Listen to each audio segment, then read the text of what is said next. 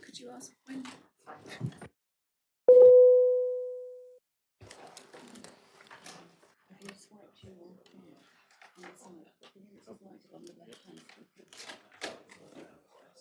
One. Oh, right. Microphone is on. We'll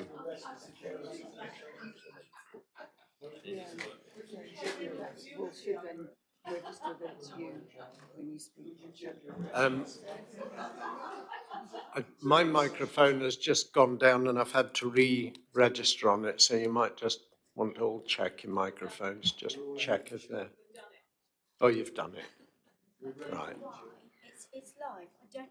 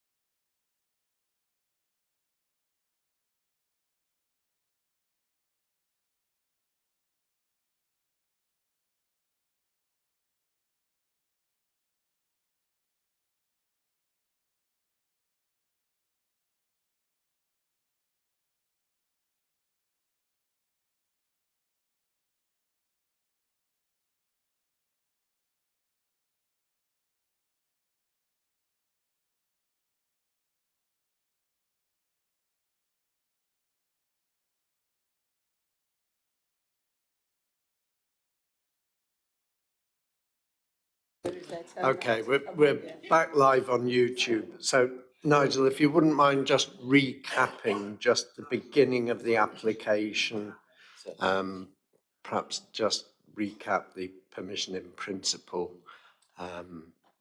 categorisation, and just the location. Thank you, Chair. Yep. This application seeks permission in principle for a development of up to 9 dwellings on a site just beyond the edge of the built-up area of Ottery, St Mary. Permission in principle is the first part of a two-stage process, the second of which involves applying for what is called technical details consent. So at this stage, permission in principle, or PIP as it's known for short, is simply concerned with the matter of principle, having regard to assessment as to the location of the site, the land use, and the amount of development. In this case, the permission that is sought is for a scheme of up to 9 residential dwellings on within the site that is edged red on the image in front of you. The current submission follows on from an outline application made in 2015 for the development of up to 52 dwellings on a much larger site defined on the same image with the yellow edging. The application was refused by the council principally on grounds of the site being located outside of the built-up area boundary of the town, the detrimental impact of the development upon landscape character and appearance, the loss of best and most versatile agricultural land that would have resulted from the scheme, and the poor accessibility of the site in relation to the services and facilities within the town itself. In other words, the council was of the view that the site occupied a non-sustainable location. There was a subsequent appeal against the council's decision, but this was dismissed in 2016 However, it was only dismissed on 2 of the main grounds that were raised by the council at that stage. At the time of the determination of the appeal, remains the current adopted local plan had recently been adopted, and the council, in line with the requirements of the National Planning Policy Framework, was able to demonstrate a 5-year supply of available housing land. This meant, therefore, that full weight could be given to the built-up area boundary of the town in consideration of housing proposals. The inspector did also agree that the development of the larger site amounted to, and I quote, a prominent projection into the open countryside beyond the edge of the built-up area of Ottery. However, the council's objections relating to the non-sustainable location of the site were not supported by the inspector, who found the site to be sufficiently well located and connected to the services and facilities within the town on foot and by cycle, whilst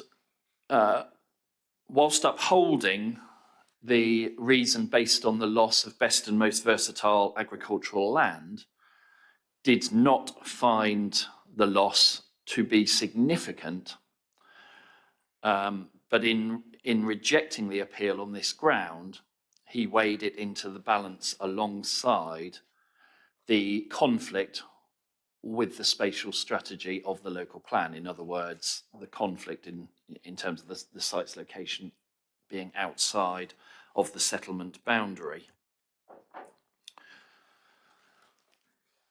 The current policy context, as members will be aware, is different, however, insofar as the council is not currently able to demonstrate the 5-year supply of available housing land that is required by the latest National Planning Policy Framework. As such, the tilted balance presumption in favour of sustainable development is engaged, in regard to which the NPPF states that permission for development proposals should be granted unless the application of policies that protect areas or assets of particular importance provide a strong ground for refusal of the application. So, given this context, together with the previous appeal inspector's findings, which I've just summarised, officers' view is that the main issue in the determination of this current application is the impact of the proposal upon the character and appearance of the area. In this regard, given the approximate 2/3 reduction in the site area when compared with the 2015 outline proposal, it's not felt that the degree of incursion into the landscape that would result from the construction of up to 9 dwellings on this smaller site would be as pronounced or as harmful as that of the previous appeal scheme. Its officers' view that the development would represent, in both spatial and visual terms, more of a rounding off of the built form of this part of the edge of the town and less of a projection into the surrounding open countryside. not least in this regard owing to the limited extent of public vantage from which it is felt that the development would be visible. This being principally from a short length of Knightstone Lane, which is a public bridleway which runs from north to south to the west of that western corner of the site, shown with the red edging on the image before you.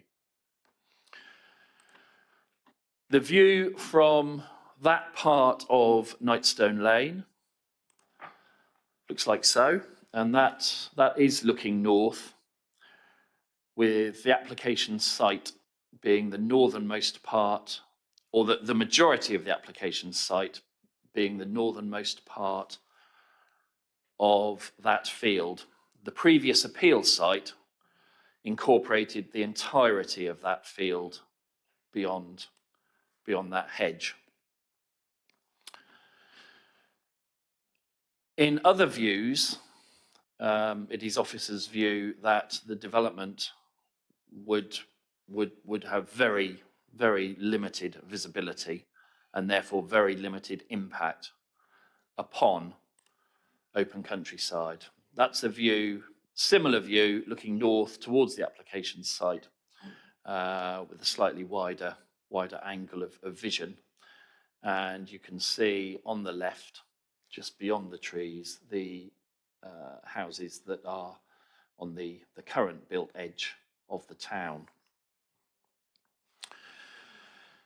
It is recognised that the full areas of both of these fields,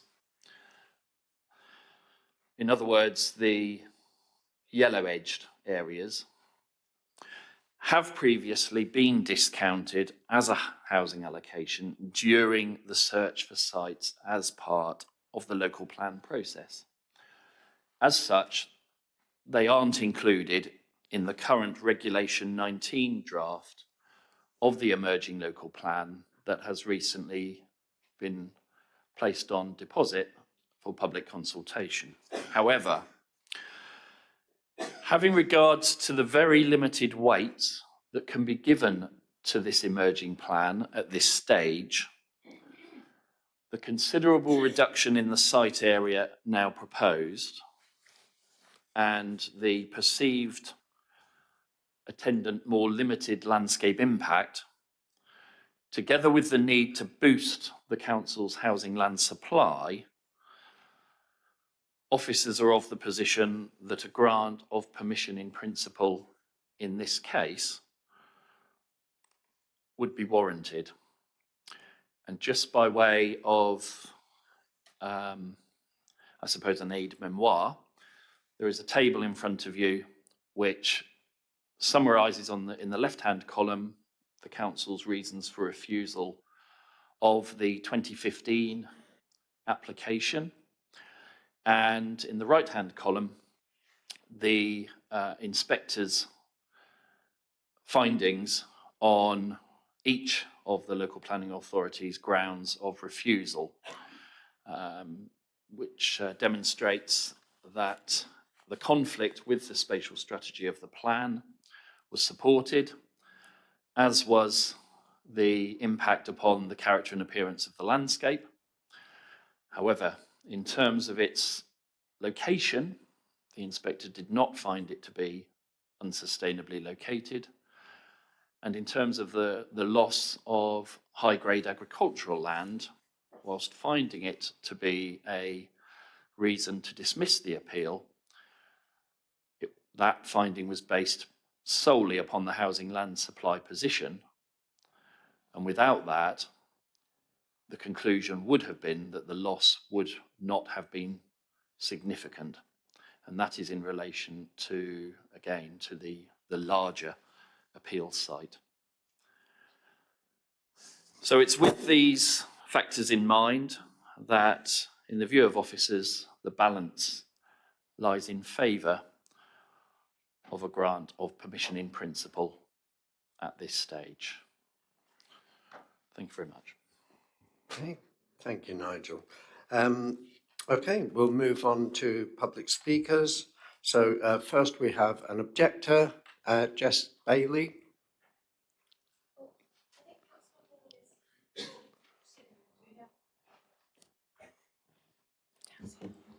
Chair, Sorry. can I just Yeah. ask for the officer to go through the other photos within the pack, because so we can actually understand the whole area and use the cursor, because I don't know the area very well, so I'd like full explanation. Thank you. You mean the other photos that came out with That's right, yes. with Because our I don't quite see how it meeting sits. details? Yeah. Thank you. Okay. Were there some more photos then? Yeah. Okay. Certainly, no problem at all. Yeah, if you could just run through those. So, Sorry, Jess. I'll get you back in a minute.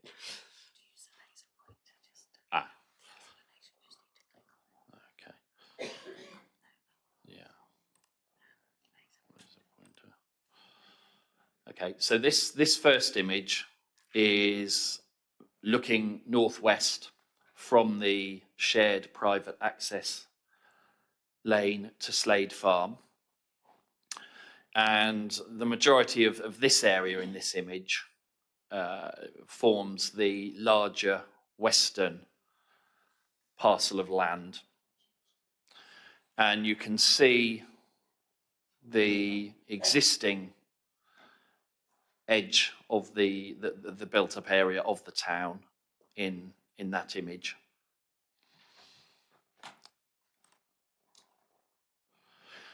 This is a view looking directly north, back towards Slade Road, from the shared private driveway, with again the existing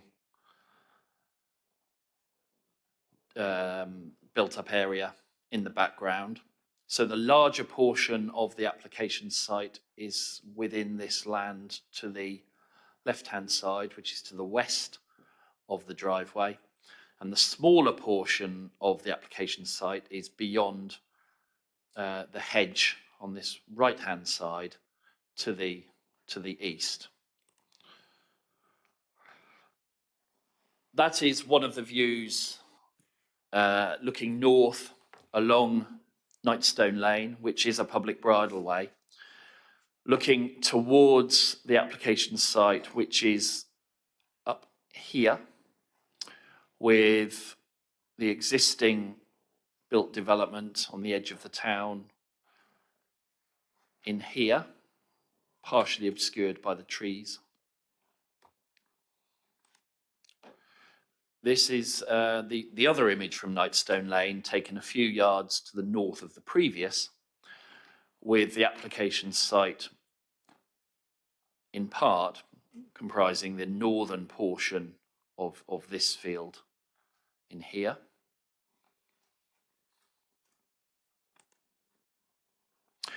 This is a view from Slade Road itself, taken from a more elevated location to the southeast, driving up in the direction of East Hill, if you like.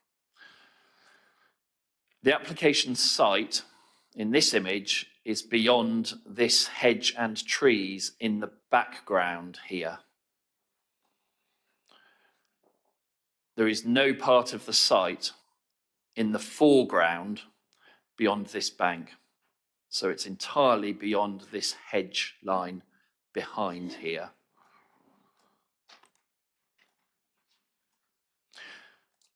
That is a view looking from the shared driveway into the smaller portion of the application site to the east of the private driveway to Slade Farm. Okay, so going back to this image, I'd say the first image that I showed you was looking from about here to the northwest towards the existing built-up edge of the town. Then there was an image looking directly north back towards Slade Road, with part of this western portion of land on the left-hand side. The two images from Knightstone Lane, one was taken from round about here, looking northeast, and the other was taken probably 20 or 30 yards to the south, and that was, the one slightly nearer to the edge of the built-up area had the slightly wider view towards the site. The photograph taken from slightly further south was pretty much just focused on the application site, so that the land, there is a rise in landform here, but as you can see, the current application site only occupies around half of that larger field. And the image looking into the smaller parcel of land was taken from just about this point, looking northeast. And the image looking towards the site from Slade Road was taken from up here, looking back. So the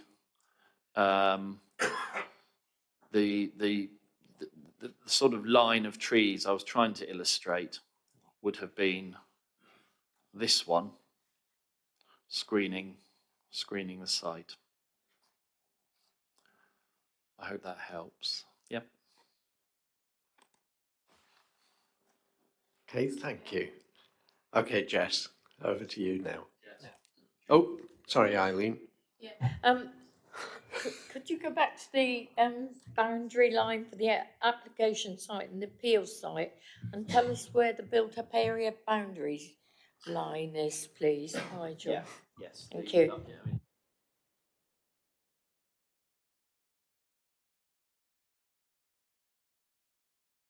Apologies. Yeah. It does, to all intents and purposes, follow these, I suppose, defensive hedge line features here. If I run the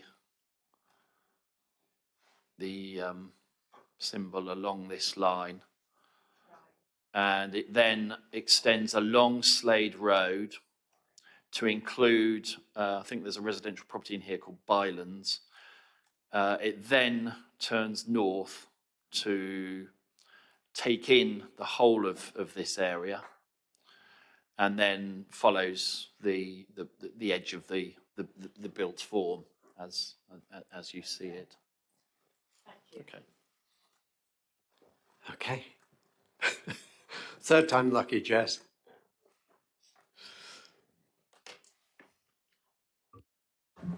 Thank you. And I'm speaking in the public speaker slot, so I understand there's no slot for Devon County councillors. So I'm strongly opposed to this planning application, and it should be refused. This is a site which was rejected from the emerging local plan, and it's outside the settlement boundary of Ottery St Mary. Location is one of the few matters that can be considered as part of a permission in principle application, and for two key reasons, the location is completely inappropriate.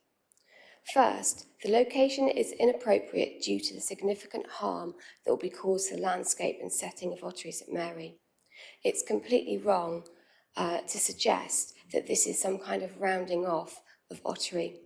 And it's actually very difficult to tell by looking at that, but the topography and even the photos don't really reflect the steepness of the field. So it's not a rounding off at all. For any kind of rounding off, you would expect a site to be well contained by natural features or hedges or some kind of boundary. This is not the case at all. It's opening up an entirely new boundary halfway through the middle of an open field. The field slopes downwards and the proposed housing is at the top, meaning that if housing is permitted, it's going to be highly prominent and stick out like a sore thumb. The 2016 refusal was upheld by the planning inspector, with one of the grounds being harm to character appearance of the area, and it's wrong to assume that just because this is a smaller, reduced number of houses, it will be acceptable. The development is at the top of the most prominent part of the site, and there are not even any indicative plans to provide guidance on the impact.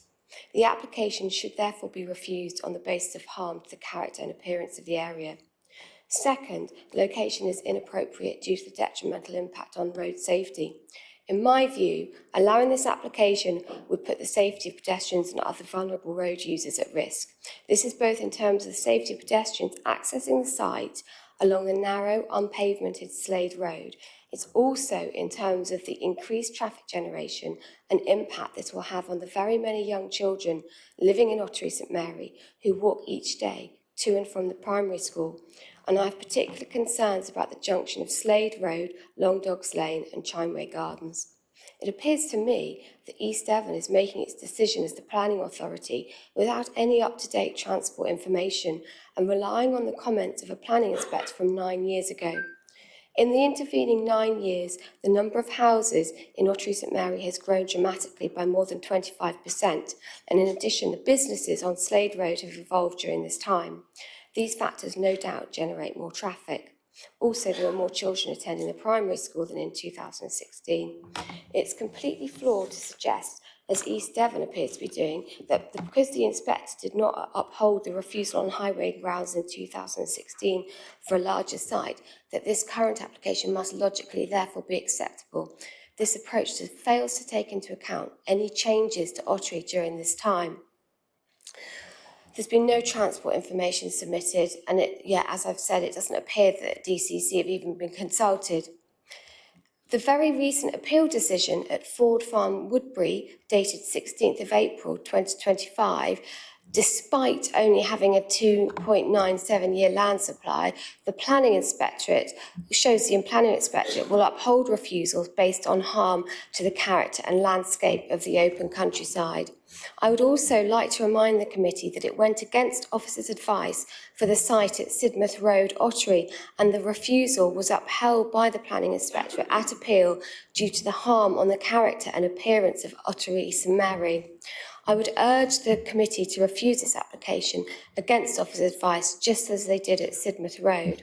And I'd also like to say I think there's been far too much emphasis in the report and in the presentation on comparisons with the 2016 application. It's not as harmful as that one. And whereas I think the committee should actually be looking at whether this application for 9 houses, in comparison with what is there at the moment, causes landscape harm, and it definitely does. So I really hope that you will refuse this application because it's simply unacceptable. Thank you. Thank you. Okay, we move on to the applicant, Mr. Simon Wagemakers. That's a name to conjure with, isn't it? Thank you, Chair. As has already been set out, this application is for a Stage 1 permission in principle that seeks only to establish the principle of the proposed development. The case officer has very clearly set out the planning policy position in their report, and it's clear that there is a significant need for additional housing over and above that provided for either by the current local plan, the Ottery St Mary and West Hill Neighbourhood Development Plan, or the emerging local plan. As you're aware, the current application site forms part of a wider area of land that was previously the subject of an application for in excess of 50 houses in 2015. This current application has taken into account the previous concerns regarding the scale and resulting impacts of that 2015 application. The scale has been significantly reduced and the spatial context reconsidered in a proposal which follows the current pattern of development both spatially and in density forms. The maximum number of 9 dwellings would result in plot densities very similar to those of the existing pattern of development in this southeast corner of Ottery. Whilst the 2015 application was dismissed at appeal, the planning inspector did comment in detail on the connectivity of the site and its suitability in location terms for development. This is covered in detail in the committee report and concludes that the site is sustainably located. I'm aware that this application has resulted in a significant number of letters of objection. I've reviewed and responded to these comments, and I would respectfully urge members to consider the weight of those comments very carefully, particularly as a significant proportion of them relate to matters which are not open for consideration as part of this application. Impacts on ecology, highways, landscape designations, drainage and local infrastructure are not part of this application, and as a result should not form part of the considerations here today. Should approval be granted, these matters will be considered at stage 2 technical details stage, both in drawing the application together and by the local planning authority in determining any subsequent application. The concerns that have been raised have been heard, and the future stage 2 application will seek to resolve them. The approval of this application would make a small but very valuable contribution towards the significant additional housing delivery that the government now requires. The site is suitable both locationally and in scale. The loss of agricultural land was dealt with at the previous appeal decision and found not to be significant. This application will result in the loss of significantly less agricultural land. As is made clear in the committee report, the balance which falls to be considered today is whether the harm of approving the principle of up to 9 dwellings on this site would significantly and demonstrably outweigh the benefits. In the context of a growing number of households registering need for housing, a national housing crisis and a national priority for significant increases in housing delivery, I submit that there are no harms raised by the principle of development that outweigh the benefits. Thank you. Okay, thank you. Okay, and we also have the ward member, Councillor Vicky Johns. You're over there, Vicky. Thank you. I am Councillor Vicky Johns and I strongly object to this proposal. I agree wholeheartedly with Councillor Bailey's previous comments on highways issues and the amount of housing Otter has already received and will have due to the upcoming local plan. This application is a revision of a previous proposal which was rejected by the Planning Committee in 2015 and subsequently dismissed that appeal. I note that the planning statement refers to the application site being accepted as being in a sustainable location. I would, however, disagree with this statement due to the actual path to the site being difficult to access during either wet weather or in the dark. The planning inspectorate who viewed the site stated lighting would be inappropriate due to the nature of being in the countryside. It also suggests that as the number of proposed dwellings is for a smaller number of homes, there would be a less impact than the previous proposal. This does feel like a way of gaining planning using the PIP system of under 10 houses, but on a site where a lot more houses could be placed in the future. My understanding is that is not what PIP application should be used for. A number of factors for refusal of this application have been identified by residents of Ottery St Mary, such as the potential for environmental harm or the precedent this decision in principle would set. I share residents' concerns detailed on the planning portal, of which there are over 179 objections. The majority of the land is either Grade 2 or Grade 3 agricultural land, which should not be used for planning unless there are exceptional circumstances, which in this particular case there isn't. Using the emerging local plan and the possible lack of housing is an untasteful way to push development. The local plan is about to begin the Regulation 19 consultation stage and has identified suitable land to meet Ottery's housing needs, and so this site is not necessary. In fact, this particular site was put forward and has already been rejected by the Strategic Planning Committee at East Devon. The loss of green site and its potential effects on local biodiversity are also significant concerns. The site provides habitat for local wildlife, and any future application would need to include a clear proposal for how the development would manage surface water runoff and issues with flooding and sewage in the area. This site lies outside of the built-up area boundary for Ottery St Mary, which the application itself confirms. As an application for permission in principle for the development of land, I would be deeply concerned that a precedent will be set that this land is suitable for development, and the proposed 9 dwellings may potentially increase when it comes to a Stage 2 planning application. Other than the reduced number of proposed dwellings, I can see no significant material change to the previously rejected planning application from 2015. I appreciate any technical detail would have to be dealt with via an outline planning application. However, applications at this site have been rejected and dismissed already. I cannot see how this application could mitigate the concerns raised previously. I strongly object to this planning in principle as there remain significant concerns around the suitability of this site for development, including the lack of valuable, the loss of agricultural land. The tilted balance is used when it is deemed there isn't a 5-year land supply. However, it states planning should not be granted if the harm outweighs the benefits, which I believe in this case it would. National Planning Policy Framework, paragraph 11D.2, is applicable and emphasises that proposals should be in a sustainable location, which this is not, make effective use of the land, which it doesn't, deliver well-designed places and provide for affordable homes. We don't know if that's the case or not because it is a planning in principle.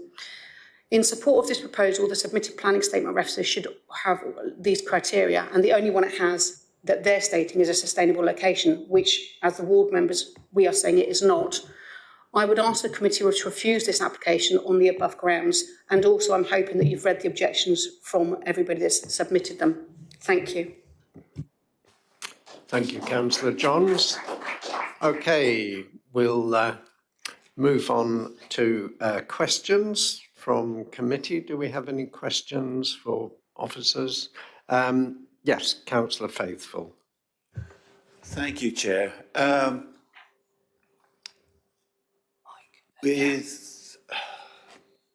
What was I going to say? This 5-year housing land supply and our local plan, when is our next, the next stage in our local plan? Because that's where we're supposed to be making up the difference, isn't it? So how far away is that?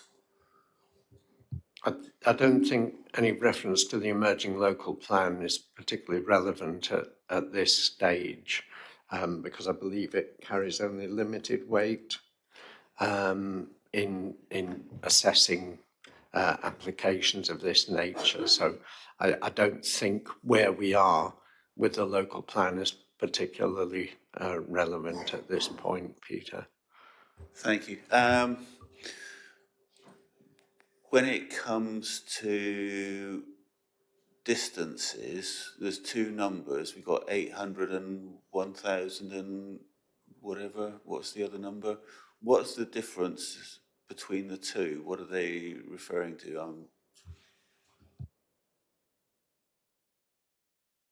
My reason is because my understanding, I measured it on a map, and it's 1,000, about 1,200 metres to the Broad Street, which is where the centre of most things are. Okay. I did from the application site to the Chippy, which I got was about a 15-minute walk, which would be acceptable, I would have thought.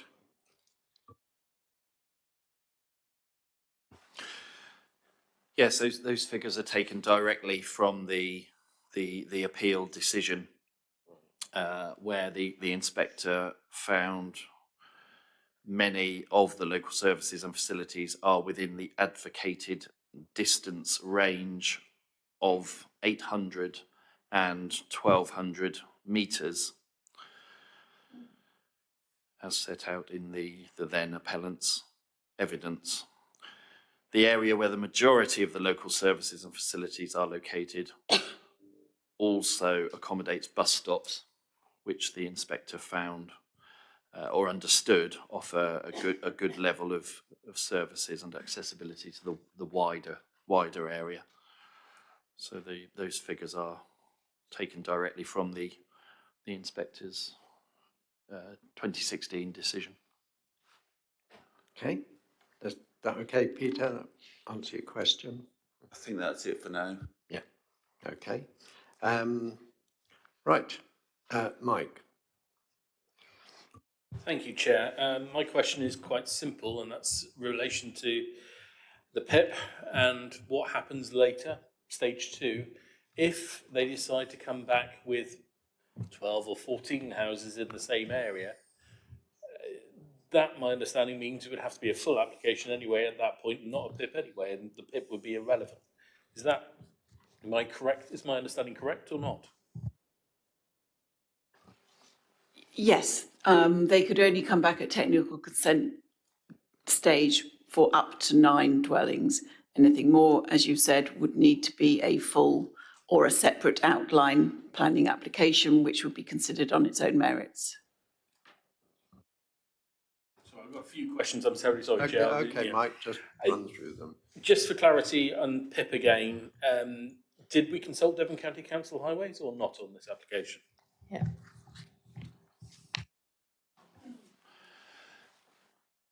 We rarely bespoke, how can I put this? We rarely, Devon County Council Highways have access to weekly lists of applications from which they will select the applications that they wish to comment upon. We don't need to undertake bespoke consultation with the Highway Authority because they use those lists from which to derive the applications they wish to comment upon and then do so accordingly. Good, that's my understanding as well. So that solves Devon County's issues. The last question I have is relation to land use. This does look a large area for just 9 homes. And when you relate it to the houses around to the west, yes, possibly larger houses. To the north, seem to be a lot smaller and a lot more crammed in. And it is very much, is this a good use of the land take that is being allocated? But then again, we've got the mitigation and everything else, and I'm just wondering if we've got any sort of theoretical, because I know it's technical, of space being used per acre for the houses sort of thing.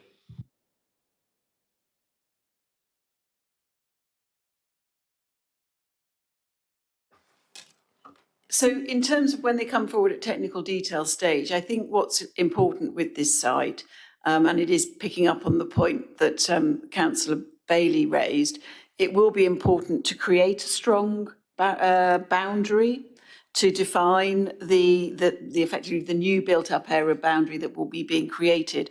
So I think that southern parcel of the land is likely. I mean, whilst we haven't yet seen any illustrative layouts because we can't require them, I think the expectation is that that southern part of the site would be very much used for landscape mitigation screening, and also potential for on-site biodiversity net gain, depending again if it is BNG liable or not. Obviously, whether or not they come forward as self-builds or don't.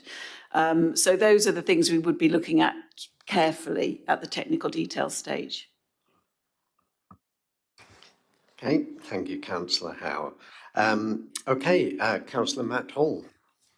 Thank you, Chair. Councillor Hauser asked most of my questions, but there are 2 remaining questions. And the first one I think is a good point of clarity, particularly for the members of public who are here. Obviously, we are here with this stage 1 part. Will the stage 2 definitely be coming here? Because I think if the answer to that is no, bearing in mind the large number of objections, I think that would be wrong. And the second question is, obviously on page 46 and 47, the DCC Historic Environment Officer requests a pre-commencement condition. What happens with that pre-commencement condition request? Bearing in mind that we're only at stage 1, I'm just conscious I don't want that to get lost in the process. Thank you.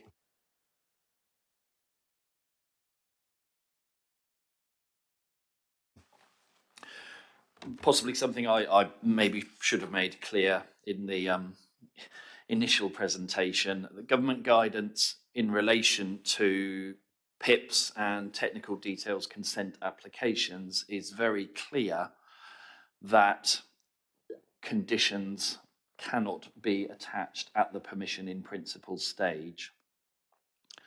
That being said, if this were to be approved and there were to be a follow-up technical details consent application, then I think there's every expectation that a condition of that nature would be attached at that stage were the council minded to accept the technical details consent application. But the government guidance on PIPs is very clear that you cannot attach conditions at the permission in principle stage. The technical details consent stage is very much In terms of the scope of considerations, it's very similar to a fully detailed planning application. But it is at that stage that conditions such as those that are being recommended by the Historic Environment team could be picked up. So they wouldn't necessarily be overlooked. It would be effectively reserved for the later technical details consent stage. And sorry, through you, Chair, sorry. There was the responding to the question, will the technical details come back to committee? So that would depend on whether or not the officer recommendation was in accordance with the ward member and or parish council in the usual way. It wouldn't automatically come, but if there was a difference in opinions, then yes, it would come back to committee, much in the same way as a reserved matters application can come to committee. Okay. Councillor Ian Barlow. Thank you, Chair. Again, you're all experts and I know a bit about this, but can you just explain for everyone, if we pass this bit of it, it makes it much easier to get the next bit. It's very hard. You can't say, you can't have it there. So in other words, in principle, it can go there and that's just detail. But of course, once you've got that in principle, it carries a lot of weight, doesn't it? It's very hard to then say, well, the access isn't quite good, but we'll make the access a little bit wider then to make it acceptable because we've already got in principle at that site. That's my first question. Do you want to answer that or do you want to? So at technical details stage, it is possible that that can be refused if those technical matters cannot be overcome. For example, if the drainage can't be resolved, if it isn't possible to demonstrate safe and suitable access with appropriate visibility displays. So there are matters on which a technical detail consent can be refused. It just couldn't be refused on matters of principle. Okay. When we did the strategic plan and we looked at this site and we rejected it, there always used to be a little thing on the bottom of it and it says, is this site suitable for less housing? And obviously this had that as well. Can you just tell me what it said when it said, is this site suitable for less housing? I think in fairness, the report did say no, it wasn't suitable for less housing. And finally, what is the current state of our 5-year housing supply, which is very relevant to this, because obviously that is the thing that is doing the tilted balance. And where are we at? And I think what Peter was trying to get at what point do we have to be at 5 years?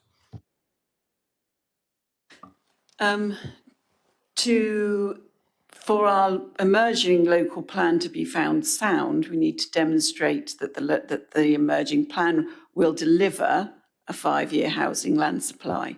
So that is a sort of a critical time event, effectively, when this plan goes for examination. We need to be able to demonstrate a 5-year housing land supply. And the status at the moment is a 2.97-year supply. Thank you, Chair. That's it. Okay. Councillor Eileen Wragg. Thank you, Chair. Councillor Jess Bailey referred to 2 previous appeals which had been dismissed, similar in the fact that they were both outside the built-up area boundary. Now, looking at the maps and listening to Mr. Barrett's very helpful explanation of where the boundary was, the whole of this application site is outside the built-up area boundary. So what has changed? Because one of those appeals was dismissed earlier this year. What has changed given the inspector's comments, quite strong comments in a previous appeal for this site, saying it would be viewed as a prominent projection. It's an unacceptable intrusion into the countryside and would cause demonstrable harm to the character and appearance of the area. Now, I appreciate that that was on a site which is would have been much bigger than this. But even so, the whole of the site is outside the built-up area boundary. So my question is, what has changed since then, and also since the previous appeal for a different site earlier this year, where the grounds were for building outside and built-up area boundaries being unacceptable? Okay, well, two things have changed. One is we haven't got a 5-year housing land supply, and the Yeah, other great is, deal is, Yep. developers are flocking to get their applications approved on the grounds of that alone. I mean, soon we'll have too many, I think. But I'm just wondering, even taking that into account, at an earlier appeal this year, that was dismissed because it was outside the built-up area boundary. It surely must count for something. yes, yes indeed. I'll let Wendy answer that one. So the appeal that was dismissed, I'm trying to recall, it came to committee. It's a different site, it's a different location. Every application is considered on its own merits.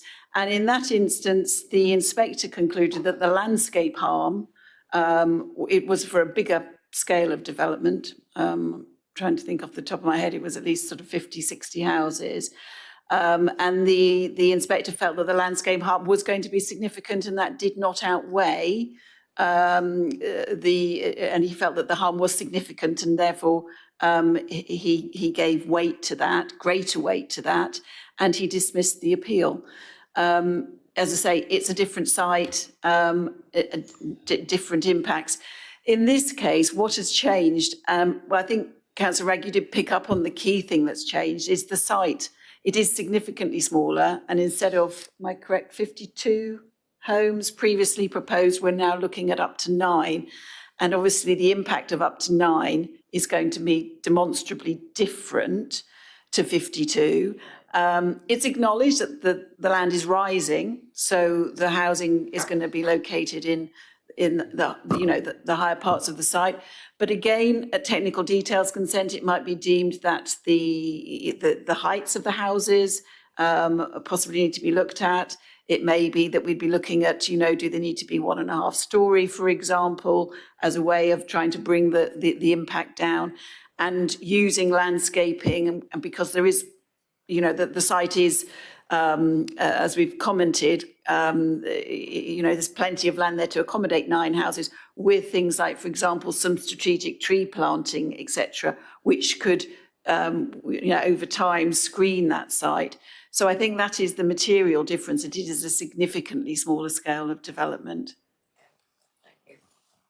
Okay, thank you. I've got a question actually. Was it suggested there would be an access to Nightstone Lane as well? Was that suggested by the applicant?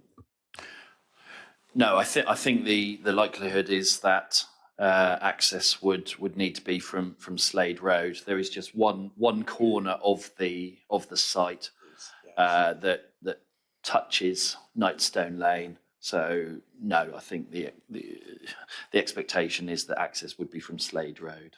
Sorry, Chair, we don't know that as a fact, though, until we have the technical details, do we? No, we don't. But looking at right, the alignment and the position of the red edging, only that western corner touches the boundary with Nightstone Lane. So yeah, I mean it's not impossible. You could put pedestrian access through there, but yeah, that's not proposed at this stage. Okay, Councillor Brian Bailey. Thank you, Chair. I've got a few questions, if that's okay. The first one is, how long does this permission in principle last if it were to be granted? 3 years. Thank you. And the second question is, if we do achieve a 5-year land supply within that 3-year period, would that make the permission in principle valid or invalid? don't think it would have any bearing on the validity of a decision to grant, no. It would not. Would you mind explaining why it would not? Because I think it's quite relevant. The permission would have already been granted, and I suspect there would be various legal ramifications if the council were to try and then withhold it. So yes, three year term. Yes, and it wouldn't be revisited if during that period the council was in a position to adopt a sound local plan which provided a 5-year housing land supply. I see what you're saying, right, thank you. And also, there's no pavements on these roads, very little, if any, street lighting. Now that, in my book, would make it unsustainable. So I must disagree with the planning inspector, who seems to think it's sustainable. Time after time, we've turned down, with a 5-year land supply granted, the fact that it's not sustainable. So it doesn't, because there's no 5-year land supply, it doesn't make that particular street more safe and more acceptable. And this is where I find a problem with it. It's a contradiction in terms. Because there's no 5-year land supply, all of a sudden, this street with no street lighting, no pavements, is acceptable for young children going to school. In the winter time, it's going to be dark. Likewise, they're going to church, they're going up to the shop. And that's, to me, is dangerous. That's why it's not sustainable. So how come, because of a technicality, all of a sudden it is safe to go ahead? And I find that unacceptable. Thank you, Chair. Okay, thank you. Do you want to come back on any of those points? So the council, when it determined that previous permission, took the view that the site was not sustainably located for the reasons, similar reasons that you've just commented. However, the planning inspector in their decision disagreed and concluded quite clearly that they took the view that the site was in a sustainable location where people would walk or cycle into the local facilities. If the council, there have been no material, I hear that there were some comments made about traffic numbers have potentially increased in the area, but that hasn't impacted on whether or not there are footpaths or streetlights. The situation remains the same in that regard. If the council were to now refuse planning permission on the grounds that the site is an unsustainable location, and having regard to that inspector's previous comments, it is likely that the council would be deemed to have made an unreasonable decision in that regard and would be putting themselves at risks of costs at appeal because of what that inspector previously determined. Thank you. The bottom line is that people are moving to these houses with young children, and I wouldn't like my young children walking up and down there to school, especially in the winter time in the dark. I'll rest my case on that. Thank you. Well, that's an issue for the people buying those houses to consider, perhaps, Brian. But yeah, I take your point. But given that the inspector did come to that conclusion, Mrs. Ormsby's quite right that we would struggle to defend it. Okay, Councillor Faithful. All I was wanting, I wonder if Wendy could bring up Google Street Scene on Slade Road for the farm entrance. Is that possible? We could do that in a minute. I'll just take a question from Councillor Haggerty. Wendy, just close the presentation. Can you close the presentation? Yeah, if you can pause the presentation, Wendy, and Mrs. Ormsby can get it up on Street View. Councillor Haggerty, you had a question as well. Well, a couple of questions actually, Chair, but some have already been asked. I'm still confused with the objections and the track record of this site. Is this coming with this technical point? Will this come back to the committee to be looked at? Because all the different conversations about where the roads are, where the lights are, is that going to come back to committee, or are we going to decide on something blind? I think once we've given permission in principle, it'll simply come back for the technical details. But that would take into account access, layout and so on, but not the principle of whether it's in a sustainable location, because that will already have been established. Councillor Howe, you correct me. Well, partly actually, Chair. Okay, well, that's you okay. you are pretty well on the money, but it would be down to our delegation scheme. So if the ward member or etc. objected, it would then come as routine at that time, unless government changes the delegation scheme, which they're still talking about, come to this committee. But obviously that's down to the ward members. Yes, so sorry, yes, that answer was given previously, actually, that, yes, I think Councillor Hall asked if it would definitely come back to committee. We can't be certain of that. That would be down to the ward members. But given their position, I think we could probably rely on them to ensure that it does come back. Okay, Councillor Faithful asked for a street view view of this, of Slade Road, was it, Peter? Yes, it's the, the farm entrance from Slade Road. By the entrance from the farm track or road into Slade Road. Yeah. Okay. That's actually for comments rather than questions, so I don't know if that's okay. We're ready for comments yet. Well, it is a request, so I guess that is a question. How are we doing? Oh. We've got it up. Wendy, can you restore? No. Not coming up.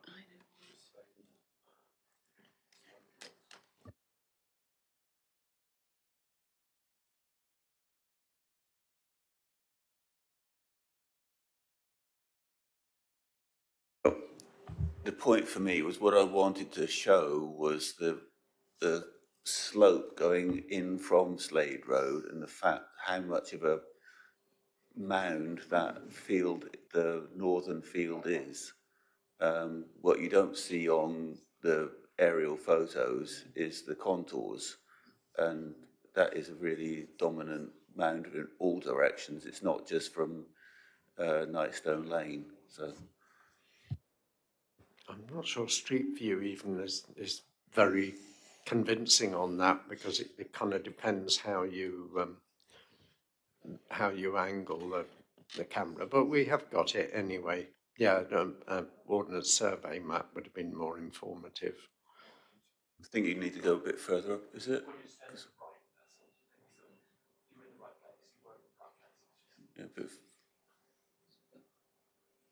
Yeah, you haven't. That's the houses below, so you need to go further up the valley, up the road. That's it on the right there. Next one should. Yeah. The larger portion of the site is just beyond this hedge to the right here, and I'm just coming up here to the entrance to the private access to Slade Farm. That's the view I was wanting. So it shows how much of a climb it is before you actually, when you get into the field. So you can't really see it from the road because of the high hedge, but that is a real mound in every direction. It's not just a slope of the hill, it's actually a dominant. Do you want us to go up the farm track a bit? But you can't, that's the view you're looking straight uphill, up the driveway. Yeah. Okay. Yes. Yeah. Okay, I think that concludes questions. So I think we're into debate now. So Councillor Howe. I think I need to kick us off on sustainability and come back to strategic planning as well. Because strategic planning, in their wisdom, one way or another, I sit on it, so I'll take my own belief in this, has approved and went out to Regulation 19, the land opposite this as sustainable. We can't argue one side of the road is sustainable and the other's not, ignoring the appeal inspector who said it is. And that is a material fact. And I use that word carefully. So this land is sustainable. There is no query about that. We've got an appeal inspector and our own strategic planning have said opposite is sustainable. Didn't say this land wasn't sustainable, but was worried about a larger allocation hurting the landscape. But again, it was a larger allocation. So I suppose that's just the starting point. I'll start on that. Okay, we'll look forward to your hand going up again, Mike. Councillor Ian Barlow. Oh, I didn't expect Mike to just start and then stop. That's not fair. I've looked at this. I think this is difficult, which I suppose is why it's in front of us. I think the only thing that I would say, and I will just start and then stop, is this the best use of this land? Is this the best use? We say that this has three things: location, land use, and the amount of development. So location, is it sustainable? I think Mike has said that. It is. We can't argue that. But is this land use, if you look at it, we're supposed to have 52 homes. My estimation is we're using just over a third of that land and we're only getting 9 homes in there. So is that the best use of best agricultural land?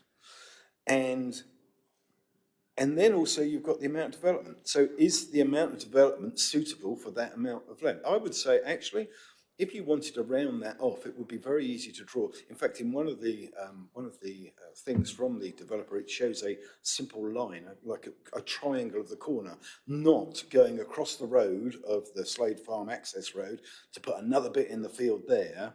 Why are we doing that? You know, it's not to just level it up. It actually makes it a bit of a square edge there. So to me, I think perhaps they have gone too far. And again, I worry then, you know, what does it say for the future? You've gone into this field and that field.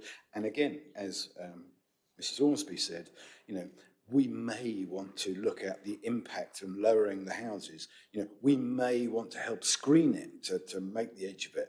Well, again, these are all things. Does that mean that this land is suitable? Certainly, you know, by going across the track of the farm, yeah, that's unnecessary and causes its own problems. So I don't think that is suitable. And also the way the land is blocked there, rather than just take less land to get the 9 houses in, best use of that land, not using up agricultural land that is not necessary to do this, you know, to me, that would be the best thing. The problem with passing in principle is once you do this, it's very difficult to roll back on that. Thank you for the time being. Okay, well, and I didn't do that for applause either, I may say, Chair. And if I could ask the public to avoid sort of indicating your approval or otherwise, that would be helpful. We generally try and keep things fairly formal here. So that's a fair point, Ian, and I thought the same about the amount of land that is proposed to be used, but I'm not sure whether that is going to be relevant at this stage until we see a proposed layout. Could be they're planning some big executive homes on there with lots of land and screening around them, who knows. Yeah, so do you want to comment on that, Wendy or Nigel? In terms of the land use, it is one of the considerations. Just add to that, Chair. Could the officers just then tell us, if we pass this on the whole lot, and then they decide not to go for the second stage of this, but then go for outline for more houses, what weight would any appeals officer hold on the fact that we'd already passed in principle that houses should sit there? So in terms of it being a fallback position, I think is what you're alluding to for a larger number of houses, the fact that permission in principle had been granted would have established the fact that the council accept that it is a suitable location for housing development within that red line area of up to 9 houses. And then if they wanted to go beyond that, they'd be having to demonstrate that any of the adverse impacts, the key issue being the impact on the landscape and character of the area, because that was the determining factor previously, would be acceptable with a larger number, and we would then have to consider that on its merits. Okay, thank you. Councillor Faithful. Thank you, Chair. Well, based on the previous application, it was rejected on its visual impact. I would like to formally propose we reject it again because of its visual impact. The fact that you're only putting part of the mound for development will still have an impact locally. I can't see that it'll make that much difference whether you're just doing part of it or all of it. So that's what I would like to say. I don't know. So are you making a proposal for refusal, Peter? Yes. Okay, and in that case, I need to look for a seconder. Councillor Bailey, I think had your hand up first. Yes, I'd like to second that proposal, Chair. Thank you. Okay. On what grounds, Chair? Sorry. We'll get to that in a minute. I'll just move on to Councillor Ann Hall, who's got her hand up anyway. Thank you, Chair. I concur with Councillor Barlow and Faithful that the site is not well used. My main consideration there, though, is its detrimental impact on the landscape. Because you're putting in development, yes, it's smaller, but it's on the highest point. And even bungalows probably up on that highest point could be detrimental to the impact of the landscape. So I would support refusal on those grounds of impact on the landscape. Thank you. Okay. I think Mr. Hunter's going to ask the proposer and seconder for their reasons for refusal, just to clarify.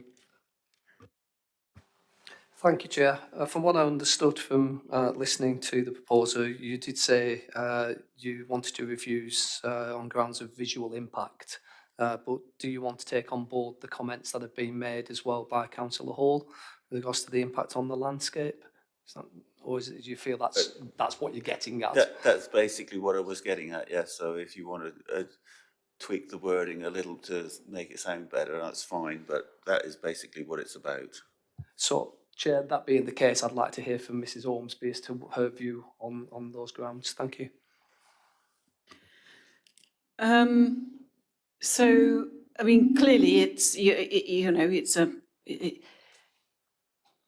if that's what members feel, then obviously it's not an unreasonable reason for refusal if that is the judgment on the opinion of members. What I would say in considering that proposal is the fact that, yes, the site is not going to be, the land is rising, and careful consideration would need to be given to the scale, layout, design, materials, making sure that things are well designed, using the appropriate materials that are going to be perhaps more less, more discreet in terms of colour and textures, etc. And also the use of landscaping to screen and mitigate the site. It won't be invisible. Yes, you will see development on that site, but you see development on most sites, and most house green fields will always intrinsically change when you develop them for housing. I think what we need to consider is the fact that there will be additional housing. I mean, when you look around all of the edges of Ottery, you see housing, you see development. A well-planned development here should appear as a further, as an extension to the built-up area boundary of Ottery. And with the background of built-up development, which is what you have there, the fact that you will see these newer houses in the foreground, is that so harmful that it would justify refusing planning permission? And I think that's what we have to assess. We're not in a national landscape, it's not a protected landscape. Yes, they will be visible, but most new development is visible. So, you know, is it so intrinsically harmful that, bearing in mind the application of the tilted balance in favour of sustainable development, does that justify refusing the grant of planning permission. The officer's view is that it is not. Okay, councillor Ian Bartlett. Sorry, Vicky, I can't take comments from outside committee. Councillor Bartlett. Thank you, Chair. I wonder if the promoter would allow me to add on to that. If we are going to go for refusal, that we add on that this is not the best use of the land. It's not just a matter of the landscape and the visibility of it. To me, if you're going to argue this, and I think in the previous things they have talked about whether it's that visible or not. And again, we're not really at that stage. And again, you could argue that there would be trees put in the way to screen it, etc. But if we are going to do this, the only reason I think that you could possibly, and again, I do think it's going to be difficult, but if you are going to go against this is to actually say that this is not the best use of the land. And again, and also the amount of, and it sounds stupid, but the amount of development is not enough for the size of the land that you're giving up. And if we could put that in there somehow to word that. Hear from Wendy on that. Yeah. It's a challenging one because it's a permission in principle.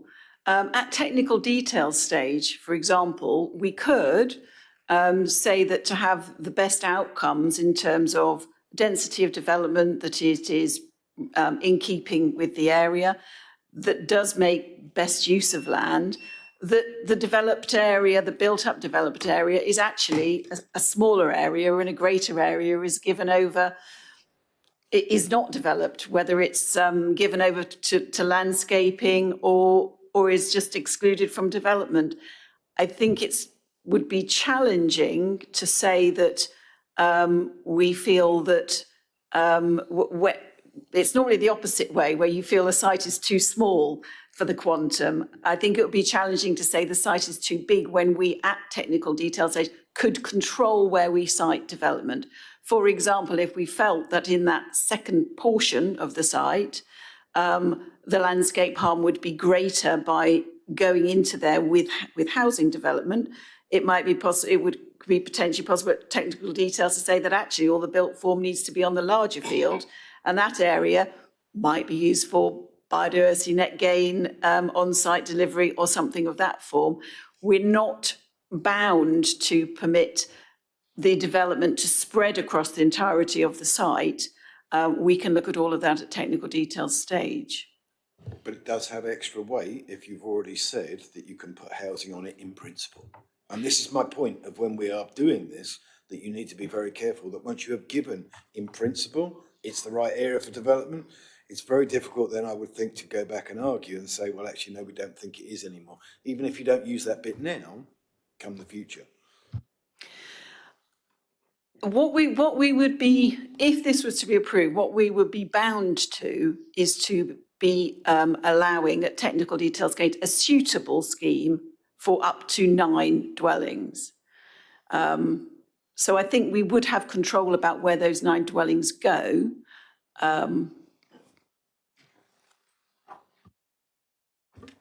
Okay, councillor Mike Howe. Thank you, Chair. I want to come back to the national landscape because although it's not inside, it is overlooked by the national landscape to the west, if I'm right. Now, obviously, we're talking about building on the hill going up the opposite side. So I just want to verify, and I think this is what the appeal inspector and our own officers, when doing the assessment of the site as part of our strategic local plan, realised if you branch over the hill, then you are in the intervisibility between the national landscape and this site is stark, to put it mildly. But as this proposal is not to go over that hill, there is virtually no intervisibility between it and the national landscape. As such, we are struggling. We are only saying it's local harm to the landscape that is caused. And that is not a good place to be in the first place.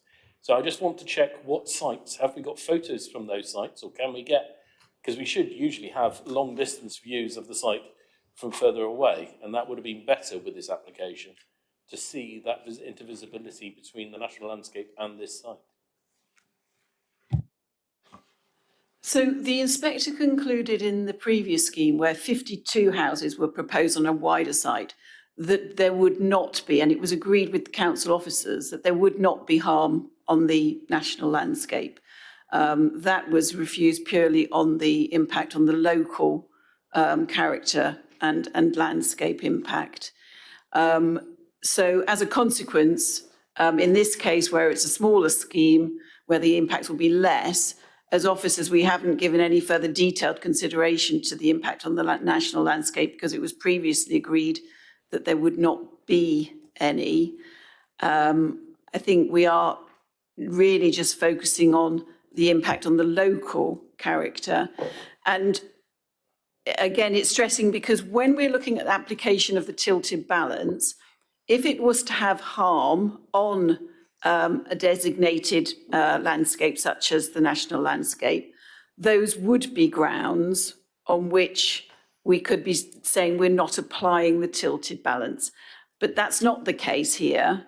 We are applying the tilted balance. So any reasons, any harm arising from the development has to be significant to demonstrably outweigh the benefits of granting housing. So the fact that there may be some harm is not necessarily sufficient to be refusing. It has to be significant to demonstrably outweigh the benefits. And that's the assessment we need to be making in terms of concerns that members have over, or some members have expressed, about the adverse landscape impacts. Okay, Councillor Jenny Brown. Sorry, just a question. Is the road access and the site access adequate for this development? Have we had that one? Because otherwise it's against TC7. That would be a matter for consideration at technical detail stage. But if they weren't able to demonstrate a safe and adequate access at technical details stage, then the technical details could potentially be refused. The grant of permission in principle doesn't mean that we are bound to approve what comes forward at technical details stage. They still need to comply with things relating to ecology, drainage, highways. It just means that the applicant knows that the principle is acceptable and effectively move forward, because there's costs a lot of money to do all those reports and investigations, and effectively it gives that sort of green light to a landowner or developer that it's worth pursuing this to the next stage, but there's no guaranteed outcome. Okay, Councillor Barlow again. Just very quickly, then, going back to this land, can we say loss of excessive best agricultural land? If members are going for refusal, can we say the loss of excessive amounts of best agricultural land for 9 houses? You know, it's this balance. We're all honest about the tilted balance, but there's also balance about the amount of land that we are using, best agricultural land, that we're not supposed to give up. That is an important factor that we are giving up to just place 9 houses on it, if we want to go against this. Okay. Councillor Faithful and then Councillor Haggerty. Just like to say, the view from East Hill, as far as I'm aware, it is visible from East Hill. The side that's being built on is on the east side of the site, is to the direction of East Hill, so it should be visible from East Hill strips. But regarding Councillor Barlow's comments, I'm quite happy to include that, if that's appropriate, the best and versatile land as well. And I know the site there, so looking down, you would see it, but of course it has the houses in the background, so you wouldn't notice it. It's not like going the other way where you would notice it more. Okay. Councillor Haggerty. Dal. Thank you, Chair. I hear all the reasons to object and refuse this.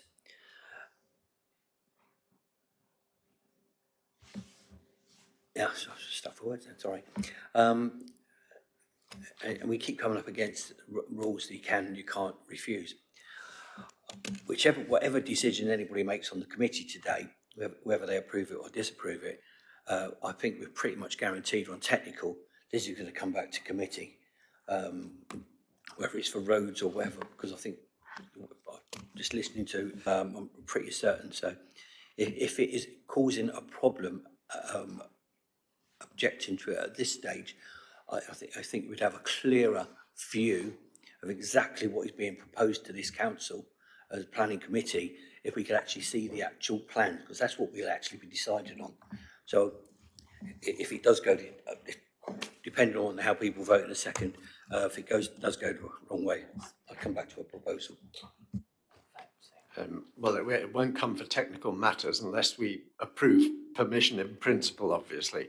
But it could come back as a full application or an outline with an indicative plan. Councillor Eileen Wragg. Thank you, Chair. I feel very conflicted on this one. I think the only thing that's the factor that's weighing in favour of this is the lack of the 5-year land supply. Everything else, as Councillor Howard said, in the inspector's previous determination, it is sustainable. There's no question of that. The other reasons, perhaps for refusal outside the built-up area boundary, have been discounted. Although that would be something that is something that does concern me, and where will it stop? But we have to deal with this application before us. And it is not the detail, it's the planning and principle. The problem that we have, I think, as committees, is that the decisions that we make stand unless they go to appeal. And the applicant has that option of going to appeal. Objectors don't have that option. But even so, I respect the officers' professional views. Their professional view is that it should be approved. Unless there are demonstrably strong policy reasons for refusing this, I can't see any other way than that I would have to go with the officer's recommendation. Although, as I say, the applicant, if we refuse this, has the option to go to appeal, and that decision would be final, unless, of course, called in by the Secretary of State. Doubtful. So there, I think I have to leave that, Chair. I think I've argued myself out of one thing and into another. Chair, can you just say, is this already appealed? Is it for non-determination or not? No? Thank you. Okay. So I don't see any other speakers. Councillor Bailey? Yes, Chair, I did register to speak some time ago, but obviously if you've forgotten me. Sorry.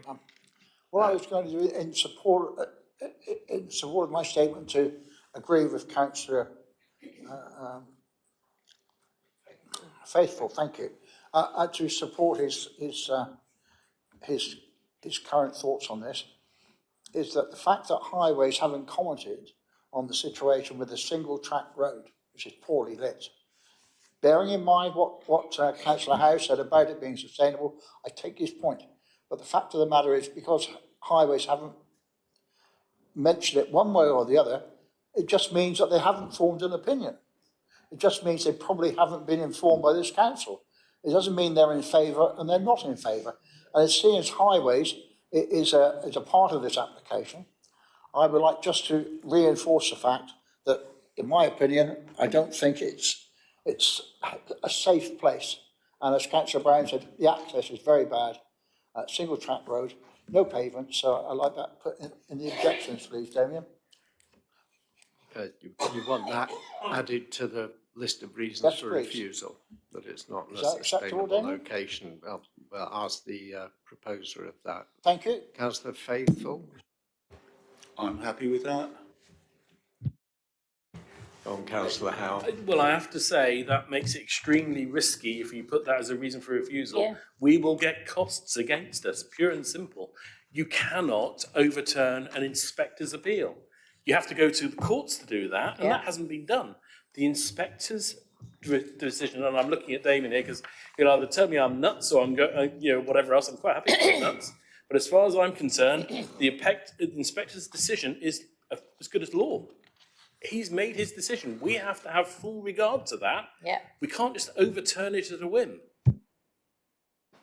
And the inspector knows that when they make that decision, that this can well be used as precedent and so on. And I must say I was quite impressed with the thoroughness with which he had actually walked. He'd not looked on a map or something, he'd actually walked along those lanes himself. So I think we would be on a sticky wicket. So at that point then, I'm going to ask the proposer and seconder what their reasons for proposing refusal are, please. Having heard Councillor Howe's comments, I think possibly withdraw that last bit, but we're on the visual impact and best and most versatile use of the land. So the two I've got are landscape and visibility, and the use of the land and the amount of development proposed on quite a large chunk of land. I think that it's not a good use of best and most versatile farming land. Yep. Sorry, Chair, my understanding was that it was the excessive loss of the best and most versatile agricultural land. Yeah, I the reason? think that was the same thing. Unless the officers can find a better You reason. said the use rather than the loss of the... But it's a two, isn't it? Yes, because land use is one of the considerations. So it's the amount of land that's proposed to be taken, yeah. Does Wendy want to come back with a final comment on those? I think you've already commented on your views as to whether or not you think it would demonstrably outweigh the benefits, but do you want to come back with your comments with regards to the best and most versatile use of the land as well? So, yes, as Mr. Hunter said, I've given you my views on whether I agree with the proposals, but I've got down here two recommendations for refusal, which, as I said, whilst not necessarily the officer's view, I think are valid reasons in terms of they're not unreasonable. And I've got some wording that I've put down here, which is having regard to siting and topography, the development would adversely impact on the local landscape character of the area, the harm of which significantly demonstrably outweighs the benefits of housing delivery on this site. And a second reason for refusal, the development will result in the loss of best and most versatile agricultural land, the extent of which is not justified by the delivery of 9 dwellings, contrary to policies XXX to be added. So if members are satisfied that that reflects their discussions. Yeah, that's fine. Thanks. Okay, yeah, proposer and seconder are happy with that. In that case, I think we can proceed to a vote. Yeah, okay, so those in favour of refusal on those grounds, please.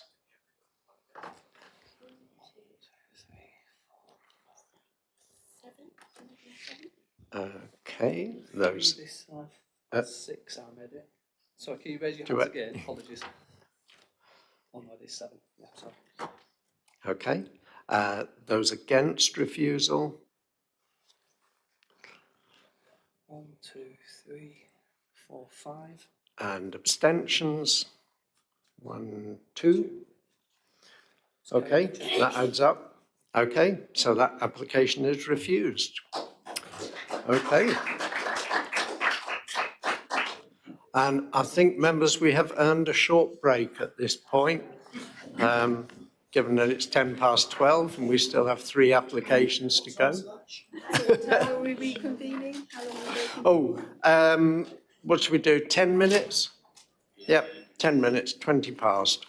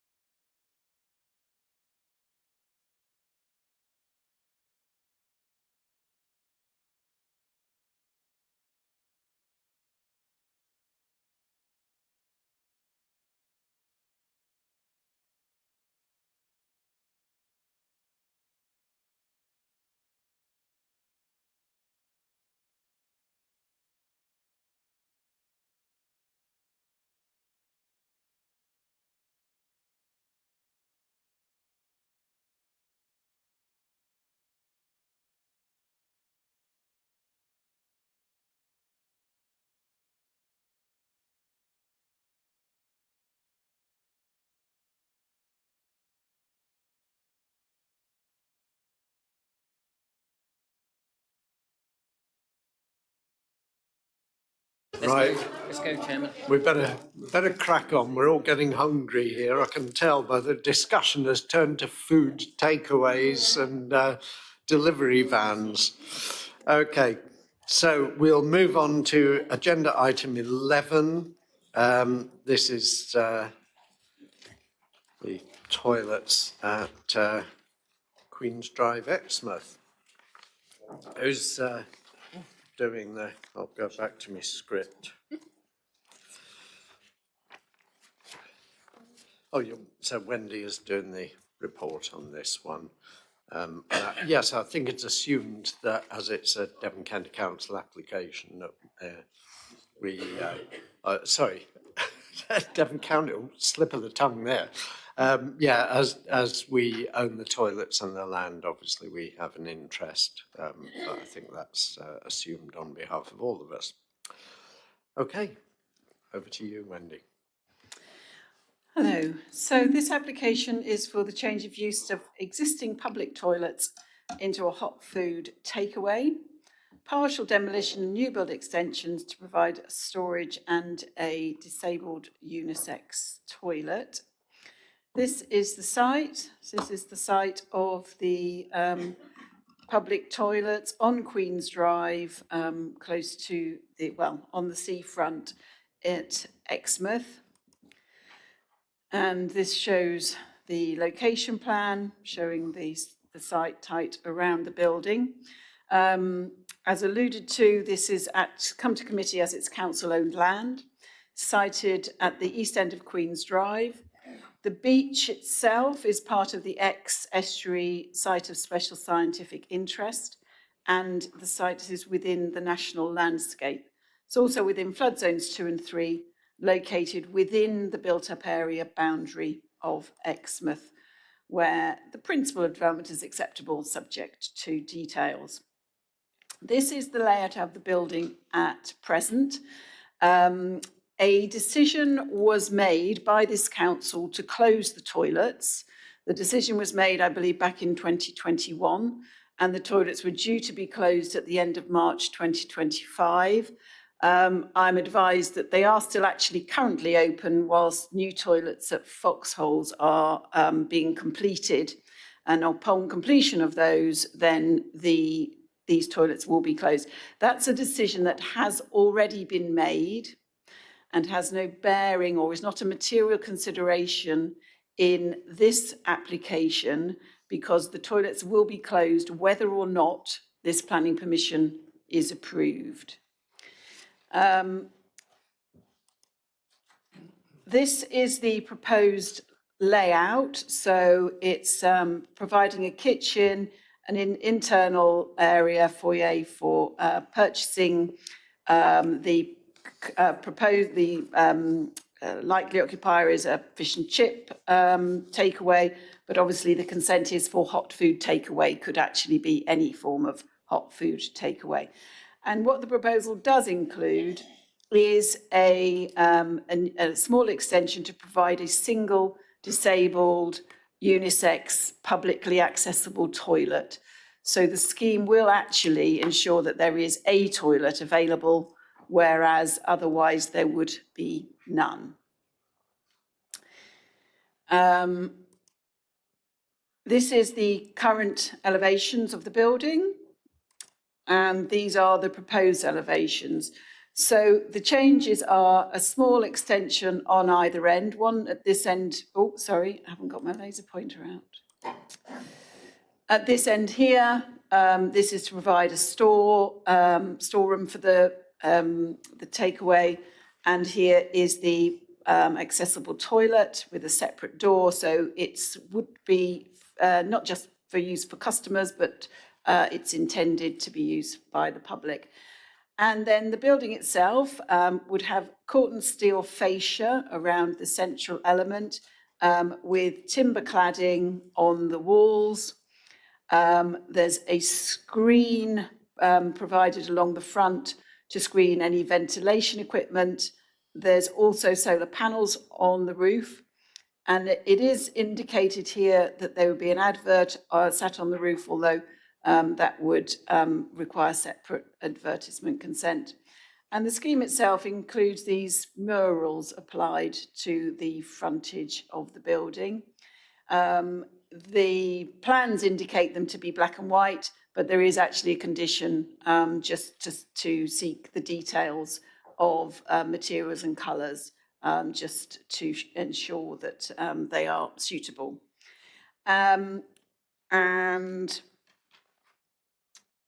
There's also a proposal to use rainwater recycling for the toilet flush. So you can see here the building here, which is to be repurposed, set into the hillside and conveniently located for beach users in terms of providing a food and drink offering. So the development itself, as I've mentioned, it's within the built-up area boundary where the principle of development is acceptable, also supported by policy E2, which supports employment generating developments within the built-up area boundary. As you can see, the building is isolated, so there's no nearby neighbours, so therefore no adverse impact on neighbours. There's no material change other than the external treatment, which officers consider to be quite sympathetic and contemporary, quite an attractive design to the building. So there'll be no landscape harm and creates positive reuse of a building and the provision of a single toilet. So provides a viable long-term use for what will very soon be a redundant building, and provides, as I say, additional offering in terms of benefits to tourism and employment within the area, deemed to be an acceptable, sustainable form of development, and as such is recommended for approval, subject to the conditions set out at the end of the committee report. Thank you. Thank you, Mrs. Ormsby. So we'll hear next from the ward member, Councillor Nick Hookway. Thank you, Chair. So I am in support of this application. I think it is a sustainable development in the widest possible sense. I wholeheartedly approve of the use of PV panels and the use of rainwater and so on. I'm very pleased to see that there will be an accessible toilet there. I think that's a very important and welcome improvement that will cater for as many visitors as possible. I think the design will offer an appropriate, modern and coordinated approach to the site, and that will blend in well with the location, and therefore I agree with the officer's recommendations. Thank you, Chair. Thank you very much. Tim Childs, is Tim here? No, He withdrew. Oh, okay. Okay, well, in that case, we can go into questions. My goodness, loads of them. I've got one, which is the toilet is going to be using a rainwater flush, which, like Councillor Hookway, I entirely approve of. Is there an alternative if the rainwater runs out? I mean, there will be a water supply there, so I just want to check there's an alternative. There's currently about, is it 6 or 8 toilets on the site? So there is water, there is mains water provision. So yes, there will be options to use mains water in the event that that is not an option. Okay. Right, who wanted to speak? Because I saw a forest of hands there. I think Councillor Anne Hall was probably first, and we'll take you in that order. Thank you, Chair. A couple of questions. As we're encouraging people to cross that point of the road, are we actually going to have a pedestrian crossing point? Also, because it's also a disabled toilet, again, we're encouraging people to cross that bit of the road. I know it's got a bit of a pinch point, but there's a lot of vehicles going up and down there. There's a lot of car parking on the opposite side. Can we make it safe? That's one question. The other thing is, it's also a very narrow pavement on the other side. Is it actually coming out because you're bringing the building forward, am I right in saying, or are you just taking the steps out for the hatch point? Because if you've got people queuing there, there's not much of a width of pavement for people to get past if they're coming from Queen's Drive end to go to the toilets. And if you've got a disabled buggy going along there, can they get in through? Because the creamery have always a massive queue beside there, but they've got a double track, cycle track and pavement bit, which it gets a bit confusing around there. But this hasn't got that, that's very narrow. And I'm just aware that it could cause problems of people having to go onto the road quite often. And I want to make sure it's safe. But otherwise, I like the idea of the new opportunity there. Thank you. Okay, Councillor Bailey. Brian. Thank you, Chair. This is in my ward, and I think it ticks all the boxes. I do agree with Anne that the pavement could do with widening a little bit, or if you don't widen the pavement, on the black painted at the bottom of the building, that wall could come down and disappear and give a lot more space, which is probably the easier way of doing it. But in principle, I think it's a good idea, as long as you've got accessible toilets and a reasonably shallow ramp so people in wheelchairs can get in and out. I think it's very important. Otherwise, I think it's fine. Thank you very much. Okay, Councillor Faithful. Thank you, Chair. You started out commenting about demolitions, but you're saying you're maintaining the present building. Which are we doing? So the building is being retained. I think the demolitions, just minor parts of the building. I think some of the ends that are being demolished and rebuilt to be repurposed. So for example, on the ends here and here, I think they are being enlarged. Let's have a look at the footprints. So what we've got at the moment, for example, you've got these stairs coming up at the edge, so they will effectively be demolished. This element here will be demolished. So the main part of the building is being retained. It's just those few elements of it that need to be removed or partially demolished to allow these extensions on the end here. So, what level? Because at present, you go up 8 steps to get into the toilets. So what level is the new floor going to be?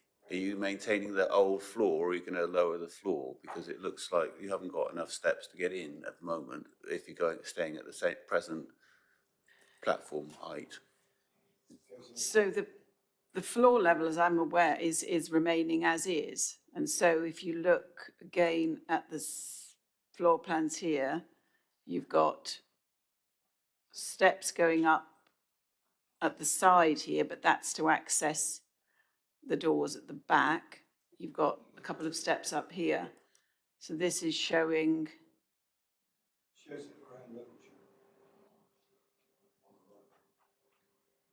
we have a sectional drawing in?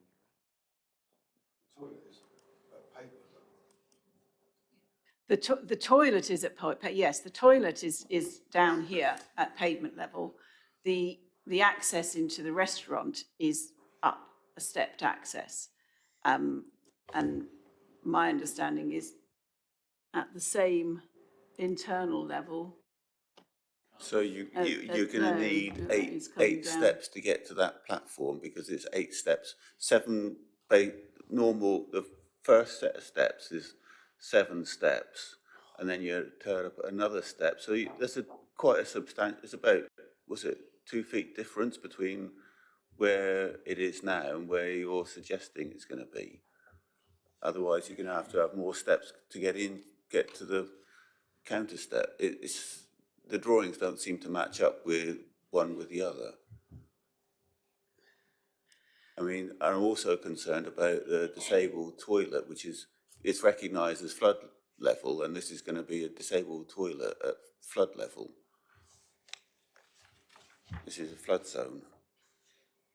So so to get into this front foyer on the existing plans, it shows 3 steps here. So this level, this ground level here is lower than the steps up at the back into the toilets.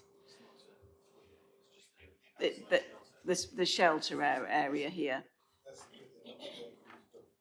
So that on the proposed plans, that shelter area, which will become the sort of foyer element, is remaining at the same level. And then the level, again, if you look at the floor plans of the proposed, that is then level throughout. That's all at the same level. And you've got, so obviously if you're stepping up at this end into the doorways at either end here, you've got 1, 2, 3, 4 steps up, and the disabled toilet is at street level, but that is to ensure that it is wheelchair accessible. Yeah, I'm not against the principle of this, but I'm just not happy with what has been designed. I think to be able to only have 4 steps up, you're going to have to lower the floor, so it won't be staying at present level. I'm not happy with only 1 toilet. I can remember when we were kids, we used to go to Orcombe Point regularly. And when you're a little kid, it was far enough to go to use those toilets. To have to go all the way up to the Mayor car park, whichever car park it is, to the new toilets, I think is a very long way for little children to walk all the way down the seafront. So I would want to see more toilets than just the 1, personally. But I mean, you say about this is a takeaway, this is not a restaurant. Thank you. Okay. Well, the number of toilets, it's 1 as against 0, Peter, but I mean, I accept that it's considerably less than the number that were provided. Right, I'd just like to check who else had hands up. I've got Mike, I know I've got Matt here. Yeah, I think we're still on questions. Yeah, believe it or not. Yeah, so, so you need to answer some questions, yes, about the zebra crossing and so on. So the scheme doesn't include any alterations to the public highway. You can see from this picture here that looks to be sort of a raised platform, because obviously people would have been crossing regularly to get across to the toilets. So, you know, on a busy day when people were using the toilets, there was already effectively going to be people crossing. And I think it would be unreasonable to require a formal crossing point as a consequence of this development. Certainly it's not being requested by Devon County Highways. As I said, that sort of raised platform creates that kind of informal scenario which does tend to slow traffic down and make it safer for crossing points. Yes, it is a takeaway. People will be able to go inside the building to actually buy and pick up their fish and chips. They're not necessarily having to just be queuing at a front hatch, so to speak. So as a consequence, it's not expected, unless it was a very, very busy bank holiday, that there's necessarily going to be people waiting out on the streets. But as I said, there is no proposals. The scheme is just for the repurposing of the building itself. There are no changes proposed to the highway. Okay, right. Councillor Howe, Mike. I'm going to be very quick, and I just don't want us to make the same mistake as we made with the Octagon, and that is on the ventilation. We have a condition here for ventilation.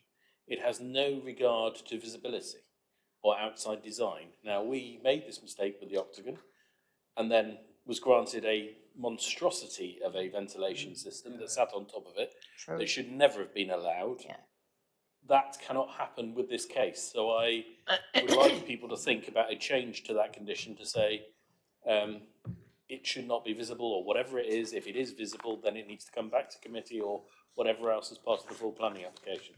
But the current condition is totally unacceptable. Thank you, Mike. Yes, I mean, there is some screening proposed at least on this one, but we need to make sure that it's not projecting above that. Yeah. Okay, Councillor Matt Hall. Thank you, Chair. Again, Councillor Howes asked one of the questions. I mean, I think we do need to look at that, or whether it needs to be a pre-commencement condition, because this does have the potential to cause significant issues, bearing in mind what's previously happened. I just want clarification, because it's not actually specifically written in the report. I presume this is a change of use to sui generis, so any further changes would need a new application. And can I just ask, is there any specific reason why there isn't a construction management plan requested as a condition? Bearing in mind that I appreciate the number of car parking spaces, this is a tourist area, and we need to make sure that the amount of impacts caused by skips and builders is kept to a minimum, and therefore I would personally like to see a construction management plan as part of that. Thank you. Okay, good. Okay, Councillor Del Haggerty. Thank you, Chair. I like the plan, but one question I do have is, with Exmouth going forward with their tourism, and it was Mr. Salisbury mentioned tourism, is the public toilet going to be stoma friendly? So it caters for people with stoma bags. There are 20,000 registered people in Devon and a lot more that come travelling. And if we don't cater for people with stoma bags, it would be a poor show at this particular point. Yep. Okay. Are you able to answer that? So I don't know whether it is. The provision of the public toilet is not, as you'll see, it's not something that we're saying through planning is a requirement of this proposal, because we would not normally expect a restaurant or a takeaway to have to provide publicly accessible toilets. They are proposing one, and my understanding is that the lease agreement with the council secures and requires the provision of that, and that is how that would be controlled, not through the planning process. So I would suggest that if members have a desire to see a particular type of toilet, that it is something that's perhaps taken up with the assets department, because they're the ones that will be securing the delivery of that publicly accessible toilet. If I can come back on that one, in the new toilets that we're building around East Devon at the moment, that in the disabled part, they are catering for the stoma. And the fact that these people are coming to eat there, it should be catered for. I don't know if it can be a recommendation. It's something we should be taking a bit more seriously. Well, as Mrs. Ormsby said, we can't make it a condition. I think you'd need to get in touch with Tim Child and make the point to him that in the lease agreement, the type of toilet that's provided can cater for those with stoma bags. I think that's the point. Councillor Jenny Brown. Okay, so it's a disabled accessible toilet, so there's no radar key for it then, is it? It's just going to be open to the public. We're restricting 9 toilets down to 1, and I'm not sure where the other nearest toilets are. Is the actual vendors of this building responsible for the cleaning and everything of the toilets? And is it part of their lease, as of, same with Rockfish in Sidmouth, the toilet provision was part of their lease? Yeah. And it just seems it's going to be a real nightmare. Look, laudable that you're going to have another food offering and all that's very good, but to lose so many toilets and put it into one disabled toilet, and it's the cleaning of it, access, I just think it's a little bit, should have been a bit more, I think. Well, again, that will have to be a condition of the lease rather than of this planning permission. And we're not going from 9 toilets down to 1. in the sense that the number of toilets is going to go to zero irrespective of this planning application. So it's important that we make that distinction because the councillors have already taken the decision to close those. Councillor Gazzard and then Councillor Bragg, and then I'll come to you, Ian. No, I was going to speak in debate, Chair. Are you still taking questions? Okay, Steve. Yeah, we're still on questions at the moment. Eileen, did you have a question? Oh, no, I don't have a question. Okay. Councillor Barlow, do you have a question? What about third time lucky for debate, and I'll start it? My question was, could we move to debate, Chair? Okay. That's not a question for officers. Okay. Steve wanted to speak in debate, and so did Eileen. So you'll go third. Councillor Gazzard. Thank you, Chair. Can I say from the start that I welcome this application, and a lot of talk has been about, you know, there are 9 toilets there at the moment. At least we're going to have one, and I think that's the important thing of where the location is. It's imperative that we have a toilet there. I have a request, if you like, a condition. Due to where other developments along the seafront were supposed to have public toilets and were supposed to put notices up, and they haven't, could I request that there is a notice on this toilet saying that it is a public toilet? Because the other 2 venues have turned people away where they're supposed to be public toilets. But I think that it's imperative that we have a toilet on there, and it was solely proved when Foxholes was being developed and it was opened again and it was well used. So I'm all in favour of it, Chair, so I'd like to move acceptance, but with that one condition that I've said, please. Thank you. And can I just say to Councillor Haggerty, I fully support what you say. A couple of years ago, I tried to get East Devon to put stickers on for Stomer users because they are disabled people, but they don't look disabled. And it's important that those points are taken on board. But East Devon wouldn't take it on board. So, yeah, I have tried before. But thank you, Chair. Okay. Thank you, Steve. Can we make that a condition? That... Again, I think that would be something that would be best taken up through the lease, through Tim Child's team, our assets team. Again, because it isn't a requirement.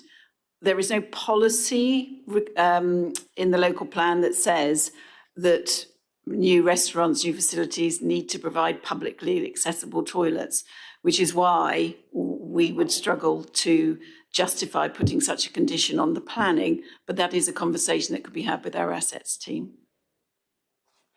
Yep. Tim Child's going to get a lot of emails, isn't he? Councillor Bragg. Thank you, Chair. We've been bogged down with this public toilet thing. Sorry about that. Well, I'm not. I'm happy to second the proposal. I think this is a very welcome improvement at the Orkham end. A hot food outlet. I think it's wonderful. I'm sure, you know, the other things to do with the toilets, that as I say, is incidental, but the very valid point that's been made by Councillor Howe is the extraction unit. And so I second that proposal as long as the extraction unit addition in an inconspicuous place is acceptable to the proposer. Happy with that, Chair. Okay. Councillor Barlow. Well, it's all been said now, Chair. I think everyone knows I'm very much against closing toilets. However, that is done. We are where we are, and quite rightly, this is a vast improvement. to it. And certainly Tim Child's, and depending on what the lease will have been done by now already. So it's certainly, they were always supposed to have, if they were sold off for private individuals, after the town council was given permission, which obviously they didn't take up on, then they were given the right to, they had to have public toilets on display. So if anyone is refusing public toilets, I would suggest that they get onto Tim Charles to sort that out, because that is not what the lease was supposed to say. As for the Stamer thing, again, great, totally agree with it, but again, unless it's in the lease, you can't do that. And I doubt if they would have put that in the lease, but you never know. So I was going to suggest it, pass it, whatever, but it's already been done, so I'll shut up at that point. Okay, thank you. Admirably brief, Ian. Yes. Councillor Brian Bailey. To answer Councillor Jenny Brown's question earlier, the nearest toilets to this are approximately 200 yards to the west, which are the ones that are being constructed at the moment. And I think they've got 6 ladies and 6 gents going in there. So it's not a problem regarding anywhere accessible. This is long overdue. The building is not in the best state of repair inside, and I think it's good. And to answer any questions about whether the disabled toilet is going to be there or not is a condition. We went through it, you may recall, in Exeter Town Council in great detail some time ago, didn't we? And we had 3 or 4 other buildings like this up for option, and every one of them was a condition put on by Tim Charles that they will have accessible toilets used for the general public as well as people who are disabled. Thank you very much, Chair. Yep. Okay, thank you. Councillor Colin Brown. I was just going to say about the extraction equipment. There is a couple of systems out now where it's done internally, so there's nothing showing on the external of the building. They use it on listed buildings. Weatherstone use it on all their listed buildings, and Chelsea will only accept, Chelsea Borough Council, or whatever you want to call it, Chelsea Council will only accept that sort of ventilation in any of their restaurants now. So yeah, we can put it down as conditions doesn't show. That's good to know. Yes, but I think we can, amend condition 3 to ensure that it's not visible once installed. I think the proposer and seconder were happy with that condition. And also, Matt was proposing a construction management plan, which I think would be sensible, given the busyness of that road. As you say, there could be skips there and all sorts obstructing either. The proposer and seconder haven't agreed to that yet. No, so that's what I'm coming to. Yeah. Can I just come back on that condition before we go back? Yeah. So just coming back to the proposed condition about amendments to condition 3. I agree that amending it is sensible, primarily because the reason, and which is only regarding odour and does not mention visual amenity, which needs to be changed. I would say that just to sort of I understand the point made about trying to have it internalised. I don't know if this building, being flat roofed, would have the kind of necessary little head height that you would need for that. I'm not saying it can't be done, and it can certainly be looked at, but I don't think we could say we can definitely deliver it. It's different to a large, proper historic building with proper roofs and etc. But we can certainly look at that, and the intention would be to keep the visual impact to an absolute minimum, but also not just a minimum, but something that is acceptable if it does need to be external. So I'm just wanting to sort of set members' expectations on that. Yes. You're happy to add a construction management plan? Yes, that can be added, yes. So the proposer and seconder, are you happy with having so we are talking about amending condition 3, are we? Or do you feel it's kind of covered as written? Visibility, it's not acceptable as written. Yeah, okay. It might have to be a separate one since the reason is control of odours. So we might have to have a separate one on visual, that it's not, the extraction unit is not visible from outside the building. I mean, it will be visible from the coast path. You can't do anything about that, but not visible from the prom, we could say. Chair. Yeah. We should just take a moment to get some wording that everybody's happy with, and then at least we're voting on something Yep. we're all happy with. Yep. Yeah. We do need to get the wording right. Well, that Councillor Gazard's dropped his request for a condition with regards to the signage, because that's something that should go into the lease. Okay. Yeah. So shall we agree some words for those two conditions, one on the visibility of the extraction units and one on the construction management plan, and then we can check with the proposer and seconder that they're happy with those conditions. And also, Steve, are you happy that we take out the requirement for a sign on the door that says it is a public toilet? Because we can't insist on that through planning, we can only do that through the lease agreement. Not really, Chair, because it was part of East Devon's when they talked about toilets, that they would have to be a public toilet. And as I stated, 2 other businesses in the town have done, along the seafront, were told to put public toilets in, and they haven't. And it was a breach against the planning consent, but nothing was done at the time. And I'm just conscious that people will go down there and not realise that it is a public toilet. I mean, I think the problem is, Steve, whether we need to do that through the lease agreement or whether we can make it a planning condition. Well, I can't Chair, see could why I we just can't make perhaps it a jump planning in condition, and try and Chair. assist? Let's Councillor get Brown, right. Councillor Gazard, when you're looking to impose a planning condition, the reason that you're doing that is you're saying that without this planning condition, the application as it stands is unacceptable to this authority. So you're saying you need to put this condition in place to make it acceptable to this authority.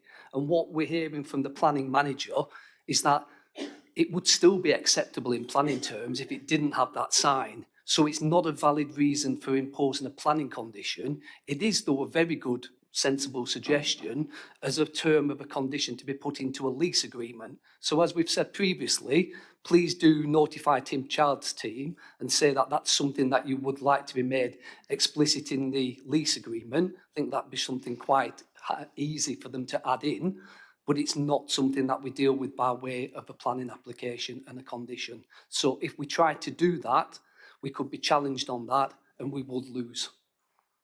So I think sensibly remove that and just deal with the other 2 conditions as we've suggested, that I think Wendy's hopefully got some wording on that you can listen to hopefully agree.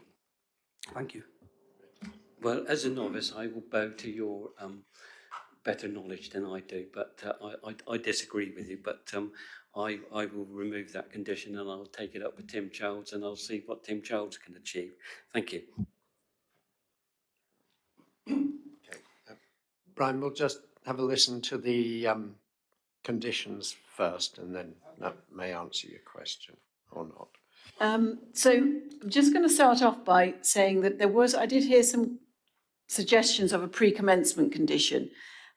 This building could change hands over its lifetime, different operators coming in who may or may not require different types of ventilation equipment. So I would suggest that it's a prior to installation condition that would be then running with the building rather than pre-commencement. My suggestion is actually just a bit of a tweak, really, saying that full details of any external plant and/or extraction ventilation equipment designed to deal with cooking. Actually, I would take that out. Just any external plant and extraction ventilation equipment, including details of the manufacturer's recommendations for cleaning and maintenance, shall be approved in writing by the local planning authority prior to installation and shall be designed to minimise visual impact. Prior to the opening, and then to continue as written, prior to the opening of the takeaway section of the premises to customers for the sale of hot food, the equipment shall be fully installed and tested and shall thereafter be cleaned and maintained, all in accordance with the approved treatment scheme and used at all times when cooking is taken place. And then reason, to avoid odours detrimental to the living conditions of occupiers of other premises in the locality and in the interest of the visual amenity of the area. So in accordance with policy N14, and then it would also be the policy D, trying to remember, I should know. The relevant policy from the local plan that refers to maintaining, so it'd be D1, and possibly EN9, in terms of maintaining the visual character and amenity of the area.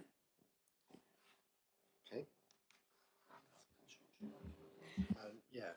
Construction management plan, or is that fairly standard? I was proposing we use the standard wording that we use, that members will have seen on although I think we probably just have to look at it proportionately for the scale of development, which is quite low key. Yep. Okay, Brian. Thank you, Chair. As you are well aware, there are various pop-up places similar to this in Exmouth town, and they invariably have street furniture, little tables and chairs put out, which cause a lot of problem.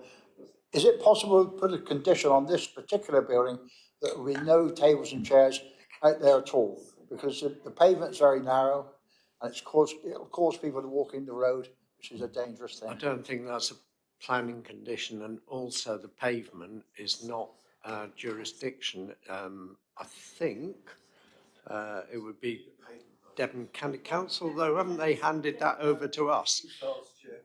It is ours, but it's not a planning condition. It's a licensing. On the opposite side of the road. They'd have to apply for a pavement licence, table and chairs, and, you know, that's highly unlikely for obvious reasons. Also, while I'm here, I'd like to say I don't agree with it being advertised as a public toilet. Can we get away from thinking about toilets, particularly at that location? This is going to be a business, and we'll be run as such, and I'm sure it'll be a friendly business where, you know, if you want to use the toilet, you can, but it's there. They don't have to. If it's conditioned, it's conditioned, but you don't need to hang signs outside. Otherwise, people will be going there just for that and not to get any food.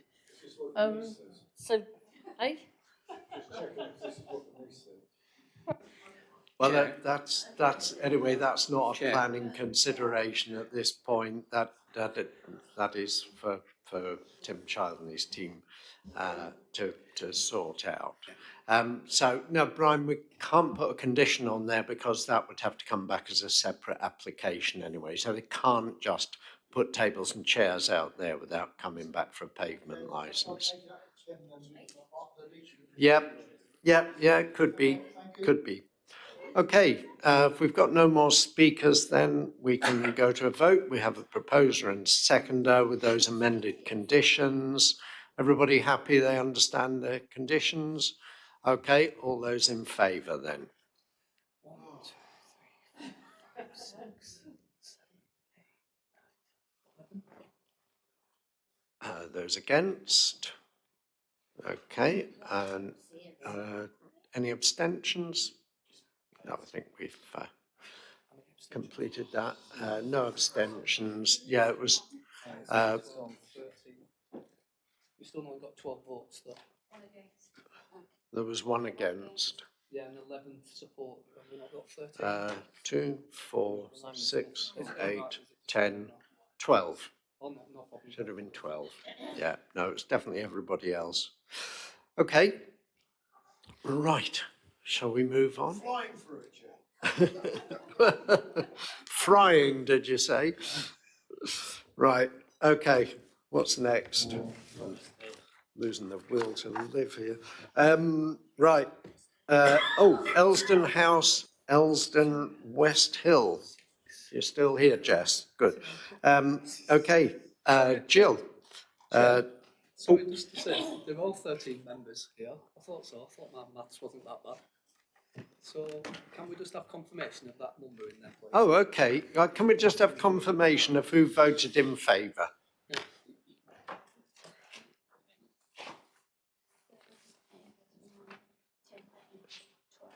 Yeah, I've definitely got 12 now. Yeah. Right, okay. Come on, I think I don't. Okay. So, sorry, it's the musician in me, you know. Human jukebox.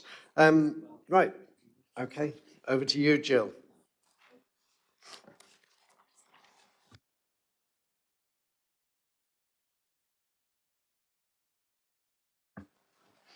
Thank you very much.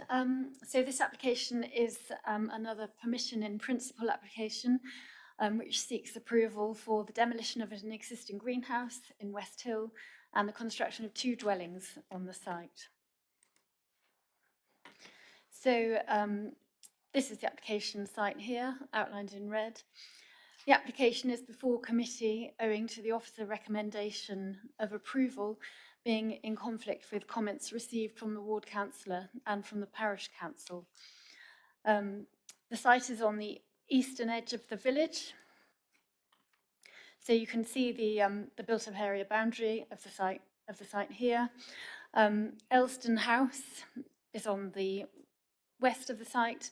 There are residential dwellings to the west, east and north of the site. And then the south of the site contains mature trees, some of which are covered by TPOs. So this is the illustrative site plan of the site. So it's important to note that this is the same as the previous application for the site, 23/2535, PIP, which was dismissed at appeal. The application was not determined and the application was appealed for non-determination. So in the intervening period since that appeal, East Devon District Council no longer have a 5-year housing land supply. Therefore, the tilted balance in favour of sustainable development now applies. And the West Hill Neighbourhood Plan is over 5 years old and does not contain policies or allocations to meet the housing requirement. Therefore, the Neighbourhood Plan cannot override the National Planning Policy Framework and the tilted balance. The site is surrounded by residential development to the east, north and west, and it's an important consideration that during the previous appeal, the inspector commented that 2 dwellings could be accommodated on the site without adversely affecting the low density, residential and sylvan character of the area. So this is the view of the site looking south along Lower Broad Oak Road. The site would be accessed off an existing private drive. In terms of the services within West Hill, there's a bus stop within 700 metres of the site. And it's also notable that during the previous appeal, the inspector concluded the site was sustainably located and the proposal was in accordance with local plan policy 5B in terms of sustainable location and TC2 in terms of access to other modes of transport other than by the private motor car. This is the view of the site looking northwest. So you can see the existing greenhouse there that's proposed for demolition. There's no heritage concerns on the site. There are no listed buildings anywhere near the site. And in addition, there's also no flooding concerns as the site falls within zone 1, flood zone 1, sorry. There are no arboricultural objections to the site, and the site is large enough to accommodate 2 dwellings. If at technical details consent stage, any application coming forward would need to be accompanied with a full arboricultural assessment. And also the granted PIP does not commit the council to subsequent acceptance of a scheme if at a later stage it's considered to be acceptable. So although trees aren't a detailed consideration at this stage, if during the technical details consent stage the scheme wasn't found to be acceptable, it could be refused at that stage. So in summary, in terms of the issues that can be assessed at permission in principle stage, the proposal is considered to be acceptable in terms of the land use, residential development, in terms of the sustainability of the location, and the amount of development proposed, all of which is supported by the previous appeal on the site. The application site is outside the built-up area boundary, but there are no adverse impacts as demonstrated through the appeal history. Therefore, the application of the tilted balance means that permission should be granted. Therefore, the recommendation is that the appropriate assessment be adopted and that permission in principle be granted for the site. Thank you. Okay, thank you very much. So we now hear from the ward member, Councillor Jess Bailey. Thank you very much. I am almost certain that you are going to grant consent for this application, but the thing that concerns me is about the application of the tilted balance and the built-up area boundary, and the fact that it seems to be the case that the built-up area boundary is no longer considered to have any weight because of the lack of the housing land supply. And I'm not sure that that's entirely correct, because I think it is part of the spatial strategy. And as we've seen in the Woodbury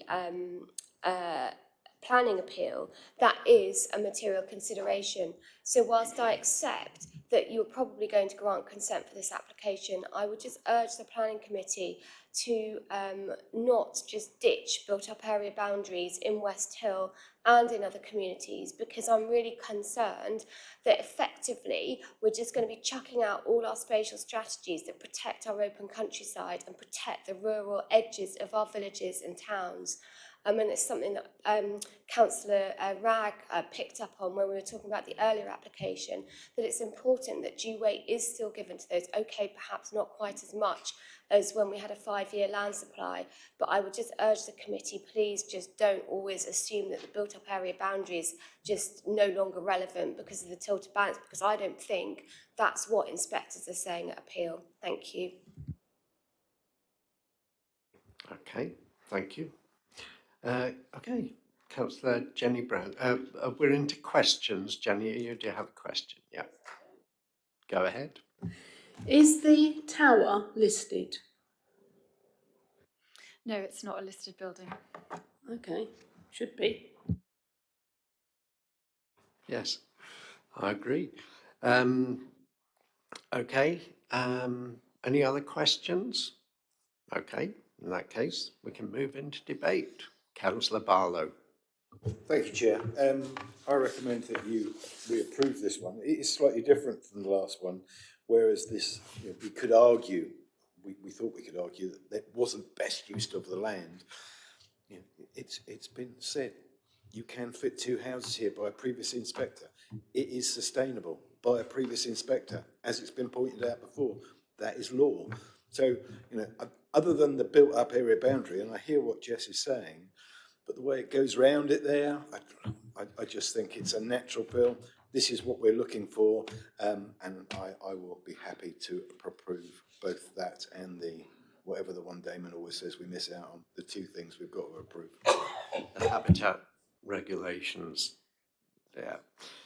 Yes, we missed that out actually on the Ottery St Mary one, and we refused that. So, but sometimes we do approve the habitat regulations, and then To be honest, it was still afterwards, but it's been refused, so. Yeah, not relevant. Okay, that's fine, but yes, we have two recommendations here. We must bear that in mind. Do I have a seconder for, yeah, councillor Ragg, and well, take your pick. Okay, anyone? We will need to take them separately. Yes. Anyone wishing to speak on this one? No, I mean, I take councillor Bailey's points about not ditching built-up area boundaries, and I totally agree with that. But this is not development in the countryside. It's in a reasonably sustainable location, and it does kind of present as infill in the context of the built-up area boundary, which specifically excluded that. But I take your points about eroding the edge of settlements, Jess, and I know that's an issue in Exmouth for us as well. Any other speakers? Councillor Howe? Just to correct you, Chair, it is in the open countryside. That is the definition of outside the built-up area boundary. That is why the tilted balance then comes in. If it was inside the boundary, we wouldn't be worried about the tilted balance, because guess what? Planning permission is pretty well there. Yeah, no, yeah, fair enough. I was using it rather loosely there. But I mean, we're not miles out into the countryside here. But yes, it is outside the built-up area boundary, and for our purposes, it does class as being an open countryside. However, we have a recommendation and proposal to approve, and we don't want to, well, it's permission in principle, so there aren't many conditions to modify, are there? We'll go to a vote then. Those, Appropriate assessment. oh, yeah, let's do the appropriate assessment first. So the habitat regulations appropriate assessment be adopted. Those in favour? Unanimous? Yep. Anyone against? Any abstentions? No, that's fine. So the permission in principle be granted. And we have six, yeah, against and abstentions. Jenny, yeah. Okay, one abstention. Okay, thank you. That one is approved then. So we can move on to our last application, believe it or not. We've definitely picked up speed. Yeah, well, you're not wrong there. So this is agenda item 10. Oh, somebody's thrown their toys out the pram here. Just because we didn't provide lunch, Steve, there's no reason to start throwing your water bottle around. Okay.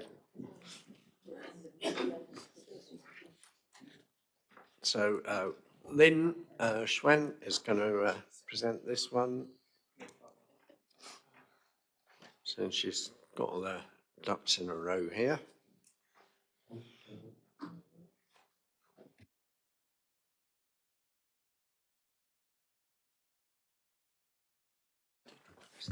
Hi.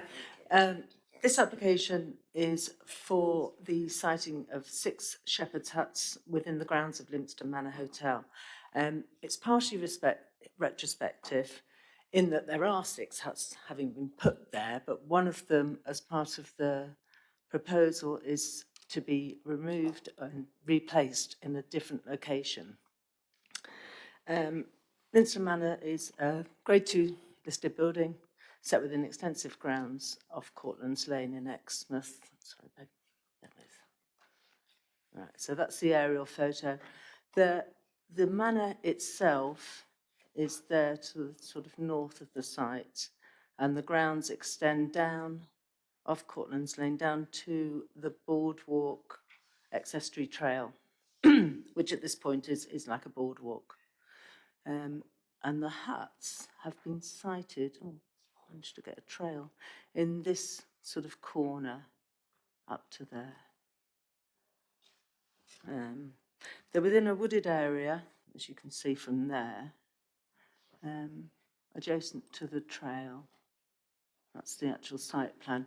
And it's proposed to gain access to serve the huts from Courtlands Lane at the entrance of the hotel using the service road, which forms part of an extensive walk around the hotel grounds, known as Ladies' Walk. As I say, the huts have been sited with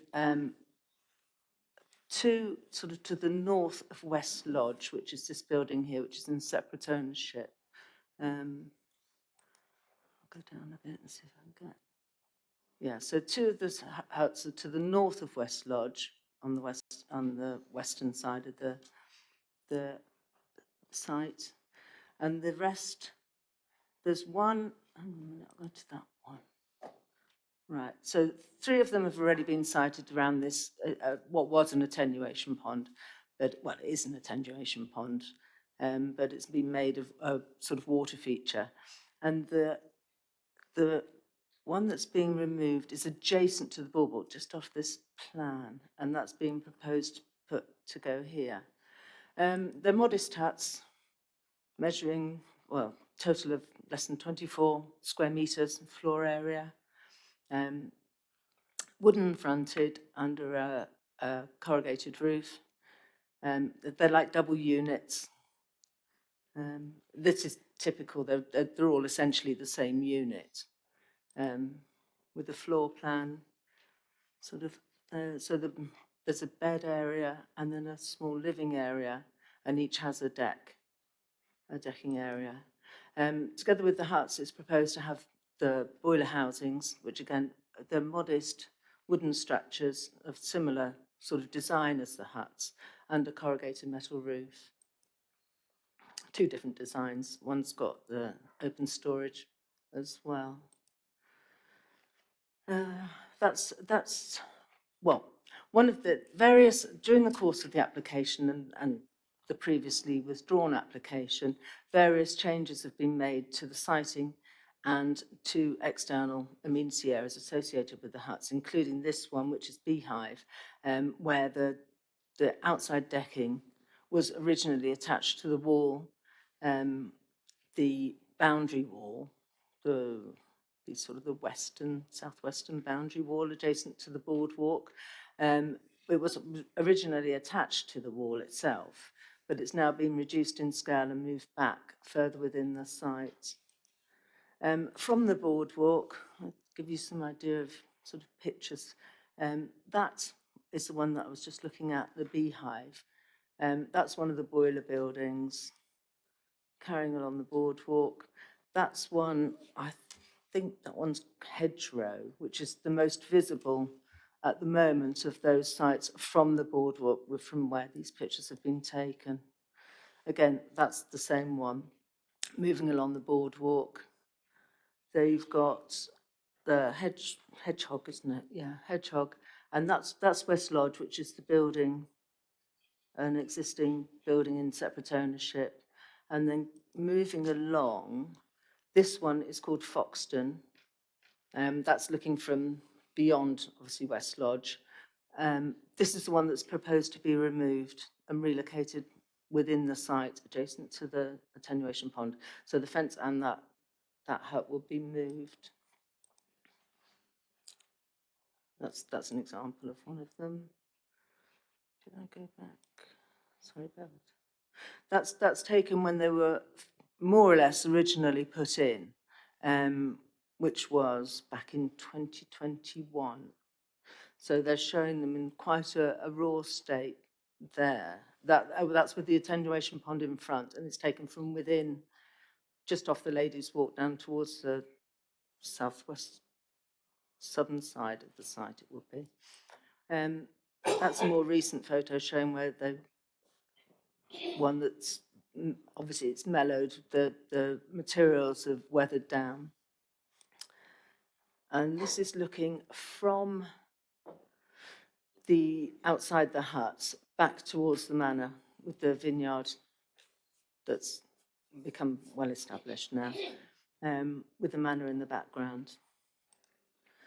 As you go beyond round the Ladies' Walk and continue past the huts, you get to a series of like service and storage buildings, and this is one of those, sort of to the north, as you're working your way around the site to the north. This is looking back from that service road towards the huts, so the estuary would be behind, beyond the vegetation. And as you go further north, this is one of the service buildings and staff accommodation. I think there's 3 staff service buildings of this style. And the road and the Ladies' Walk changes quite dramatically in character, and is a tarmac road, which leads up to the bin store and storage buildings and the car park serving the hotel.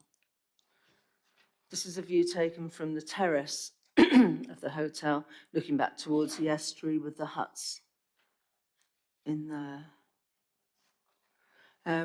So from a planning point of view, from our point of view, we consider that the provision of holiday accommodation is supported through the local plan and the Exmouth Town Plan. But this has to be, and sort of any benefit from siting the huts has to be balanced against any potential heritage harm. You know, Limpston Manor is a Grade 2 listed building, and extensive grounds. The grounds aren't specifically listed, but obviously they form the setting to and backdrop to the listed building. But it's considered that there's limited visual harm arising from, certainly from a public vantage point, arising from the siting of the huts, and that the economic benefits to the local economy are considered to outweigh any potential heritage harm, which is less than substantial. The site is within a coastal floodplain, flood zone, I should say. However, an emergency plan's been prepared, the Environment Agency are satisfied with it, and the flood risk assessment means that the site would be safe from flooding for its foreseeable life. Overall, given the lack of any other technical objections, it's considered that planning permission should be granted for the retention of the huts as amended through the relocation of one of the others and amendments to the decking areas of one of the other units, and therefore we're recommending it for approval. Okay, thank you, Lynn.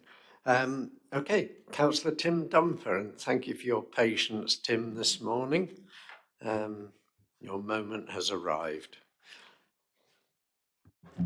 Well, thank you, Chair. I'm actually here representing Exmouth Town Council and our planning committee, of which I'm the vice chair. This application, as our officer has just explained, does a previous application goes back to 2021. And one of the issues that we have had at Exmouth Town Council is the slowness of the process. So the process is actually, I think, under some review here. Material planning wise, the issue of the coastal preservation area and the other extensive protections, environmental protections on the estuary have not really seriously been mentioned now, and I think they should be. Those have been the objections that we've primarily based our issues from the town on. You will also note that there is a District Ward Councillor objection from Councillor Andrew Toy. And Andrew is not able to be here today because he's at work, unfortunately. But I think I can represent what he feels as well. So the main things are the environmental protections, and what I would say is that the current report, which Lynn Schwenk has just reported on, gives undue weight to the rather limited potential for local economic development and tourism potential, and not sufficient weight to environmental protections. And that's one of the issues, I think, here. The report also speaks of the encouragement of the rural economy. Well, this area is on the edge of Exmouth, the biggest town in East Devon, and the site constitutes both an important local ecological and also is adjacent to a National Trust area of land, which is kept in perpetuity open for this reason. I'd like to take up the issue of temporary buildings. It seems that 30 years is accepted as a temporary building. I'm afraid we can't agree with that. These buildings are visible and do, as the report notes, do some harm to the local environment. And I think it's that relative weighting between the two things which we find difficult. There's also, on planning terms, there was reference in the previous application, the one that was withdrawn, to trees and to ensuring that any trees that were replaced with native trees. And we don't think that has actually happened. The current application doesn't even mention that. So that's an issue I think the committee should consider. So going back to the issue of process, why has the application taken so long? Looked at from outside, it'd be easy to think that there was a difficulty associated with it.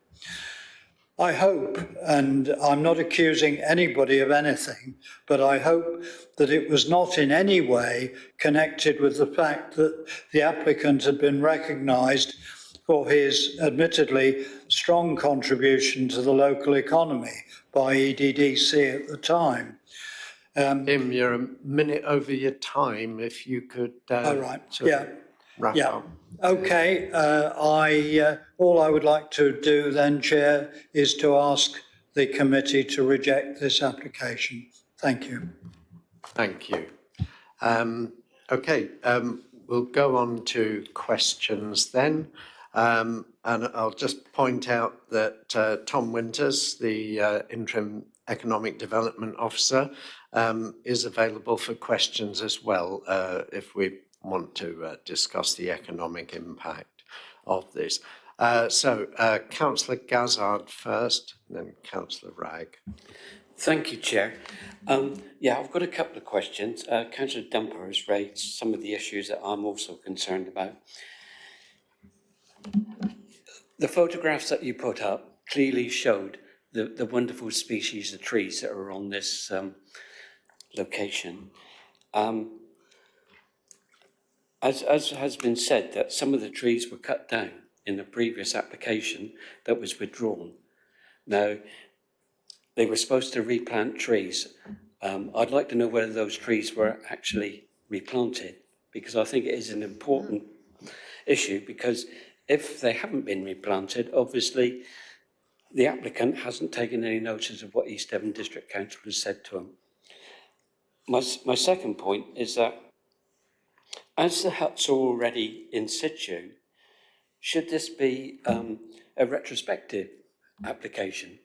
Because the huts have gone up, as I understand, without planning permission, and they were being asked to either support or refuse. So could I have an answer to those questions, please? Just to answer the second, I think it's a partial retrospective because there's also proposed some changes to the original there was an application which was withdrawn, but the original layout is being changed, so I think that's why it is also considered as a new application. So it's not retrospective of the situation as now, it is proposed to move one of them. But yeah, if we can get an answer on the, are you able to answer Yeah, that? a lot of trees have been planted along the Ladies' Walk as part of the improvements and to replace those that were lost when the huts were originally installed, which I believe was only one or two from memory. Okay. Councillor Eileen Wragg. Yeah, my question is about the temporary 30 years. In 30 years' time, you know, maybe another application will come forward. Could that not be then explained as established use? Because it would be, wouldn't it? Even though the condition is 30 years, they won't have to remove it. It could be established use, surely. Because they'd passed the 10-year requirement. Sorry? Well, they'd have passed the 10-year requirement to be able to, lawful development. So the 30-year limitation is in response to a request from the Environment Agency. We wouldn't normally put a time limit on this type of development, even though arguably the buildings are temporary. The change of use, as you quite rightly say, would ordinarily be a permanent change of use granted through the permission. However, because the site is in flood zones 2 and 3, the Environment Agency are concerned about future climate change and potential worsening of flood risk matters. So that's why they've said that they recommend that the permission is only granted for 30 years, so that if there are flooding does worsen in the area, they would need to reapply and the matter would be reconsidered again. So that's the reasoning for that. Okay. Councillor Mike Howe. Thank you, Chair. I want to query, you stated the water feature by using it as a mitigation measure. I can't find on any of the past plans that it was a mitigation measure, the pond. And I just want to check that it's not a mitigation measure, because if it is, obviously it should remain so and shouldn't you fill the water? For obvious reasons, if you fill a pond that is due to mitigation with water, guess what? The water that's supposed to go into it got nowhere to go. I'm not aware that any additional water has been put in it and that it was meant to be, as I understand it, was part of the attenuation features on the site.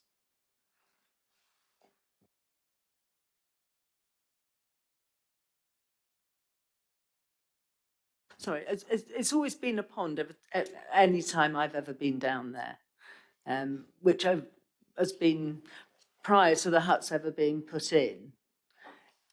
It was still there.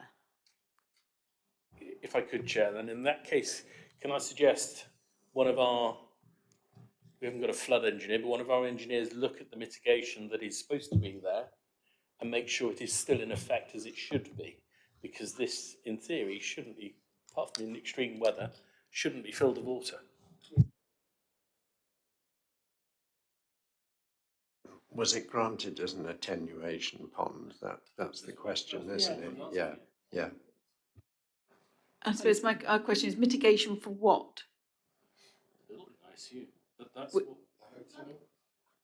Because the building it's the actual building is over 300 metres away, and with an intervening vineyard. It was described as that in the documentation, but I'm not.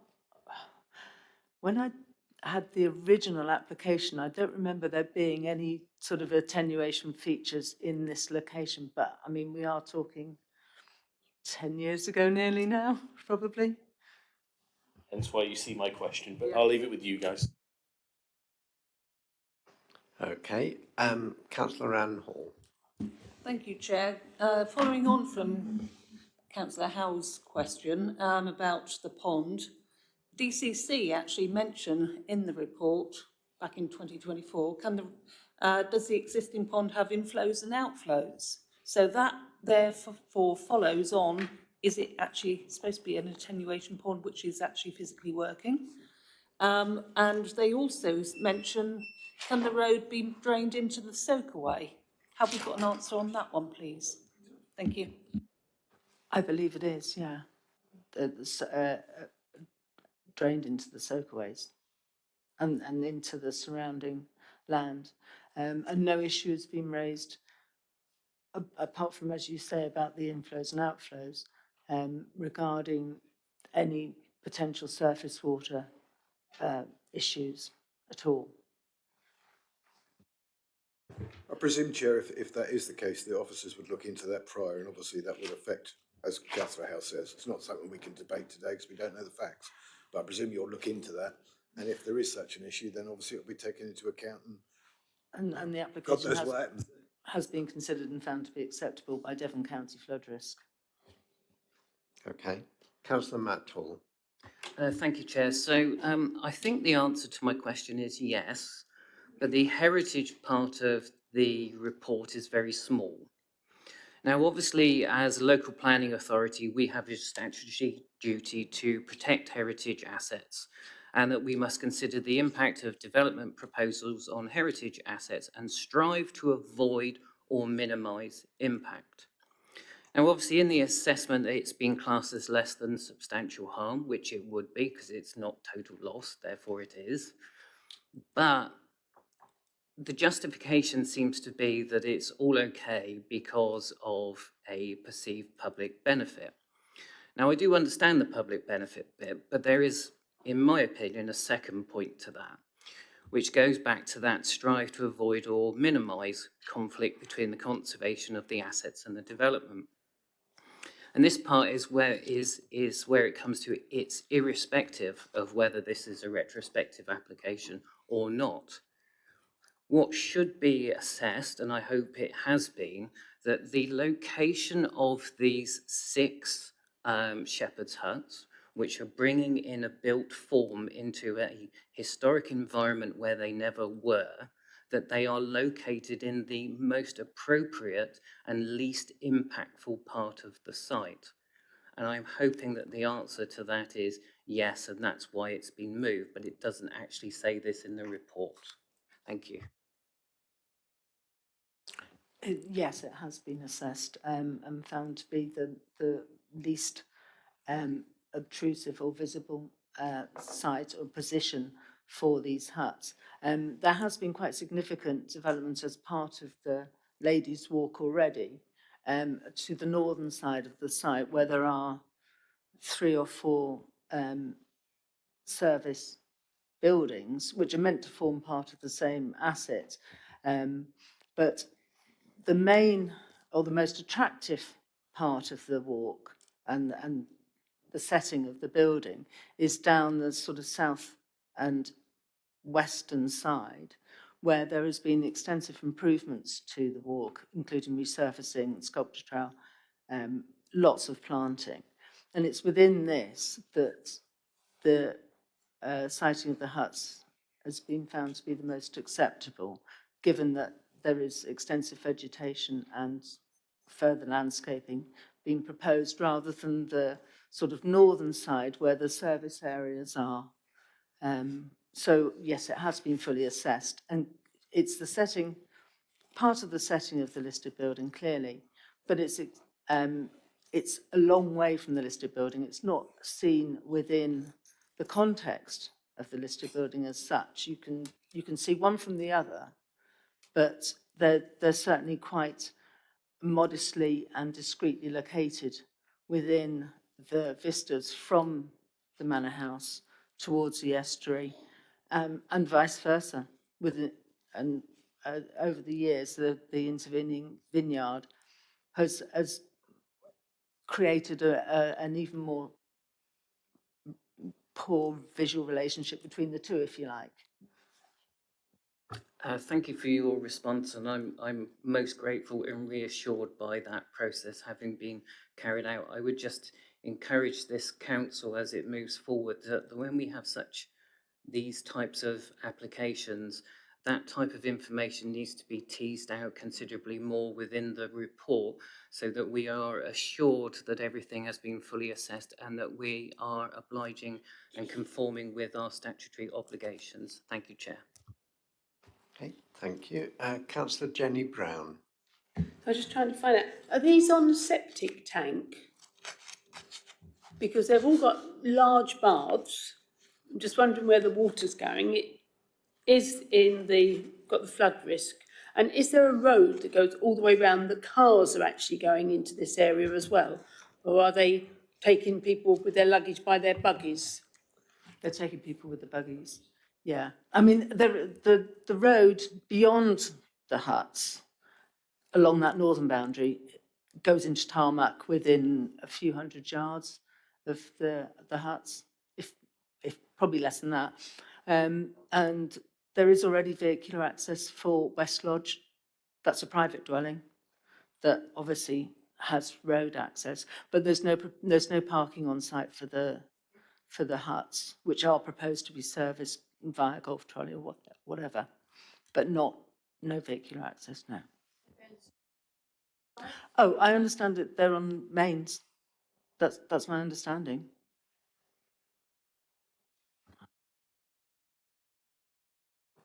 Okay. So on that question of vehicle access, the service road that you mentioned, which is also part of the Ladies' Walk, is that right? Is that just for these huts, or are there other uses? I mean, obviously, part of the way down the site is the staff accommodation, but the full extent of it, is that only to provide access to these huts? No, that's been existing forever. So There's been an circular access round the site, 1800s. Yeah, It that was was known the as the Ladies' Walk. but Yeah, the but vehicle access. the vehicular access now only comes down to the service buildings, from beyond which it's sort of hardcore. The tarmac area starts probably around here, up to there. Yeah. And So- beyond that is... So there would be no traffic coming further down? No. No, okay. Well, only that going to West Lodge. Yeah. But it is going to lead to an increase in traffic using this, isn't it? Which is supposed to be is the Ladies' Walk as well. If you've got an extra 6 units down there that are going to be occupied, then presumably there's going to be more traffic coming down that way to offload. Only through the service vehicles. Right. It's proposed that the parking for the huts, or the parking for the huts, is within the main car parks. And they'd And have if you- to use buggies to Yeah. transport. Yeah. Oh, okay. Thank you. Okay. Any further questions? And Tom has been sitting there patiently. He's dying for somebody to ask a question about the economic impact. Councillor Ian Barlow. Just a question, Chair, about the economic impact. I just wanted to know, obviously this is a substantial building. Is it of great benefit to the area? Tom. Thank you. So my understanding, reviewing the application, speaking with the applicant and the agent, is that it will. There's good alignment here with our tourism strategy in terms of it providing a high quality offer and being an accessible attraction as well. My understanding is that the number of bedroom spaces increased from 21 to 27, and that only year to date it's been about half of the units have been occupied. They're expecting that to go to about 70% this by year end. And they've stressed to me as well that accommodation provision here is the main source of profitability for the business now. So this will have a significant impact to the business itself. Obviously, if they're not allowed to keep the shepherd huts. In terms of employment, there are at least 5 additional jobs which have been created as a result of this development. That's primarily housekeepers, but also grounds work as well. I'm told that there are also additional jobs which have been enabled through the demand for the sort of catering, food and drink element in the house, which this has unlocked as well. And of course, that will have a beneficial impact for local food and drink suppliers as well, because we know that this particular business do utilise local food and drink providers.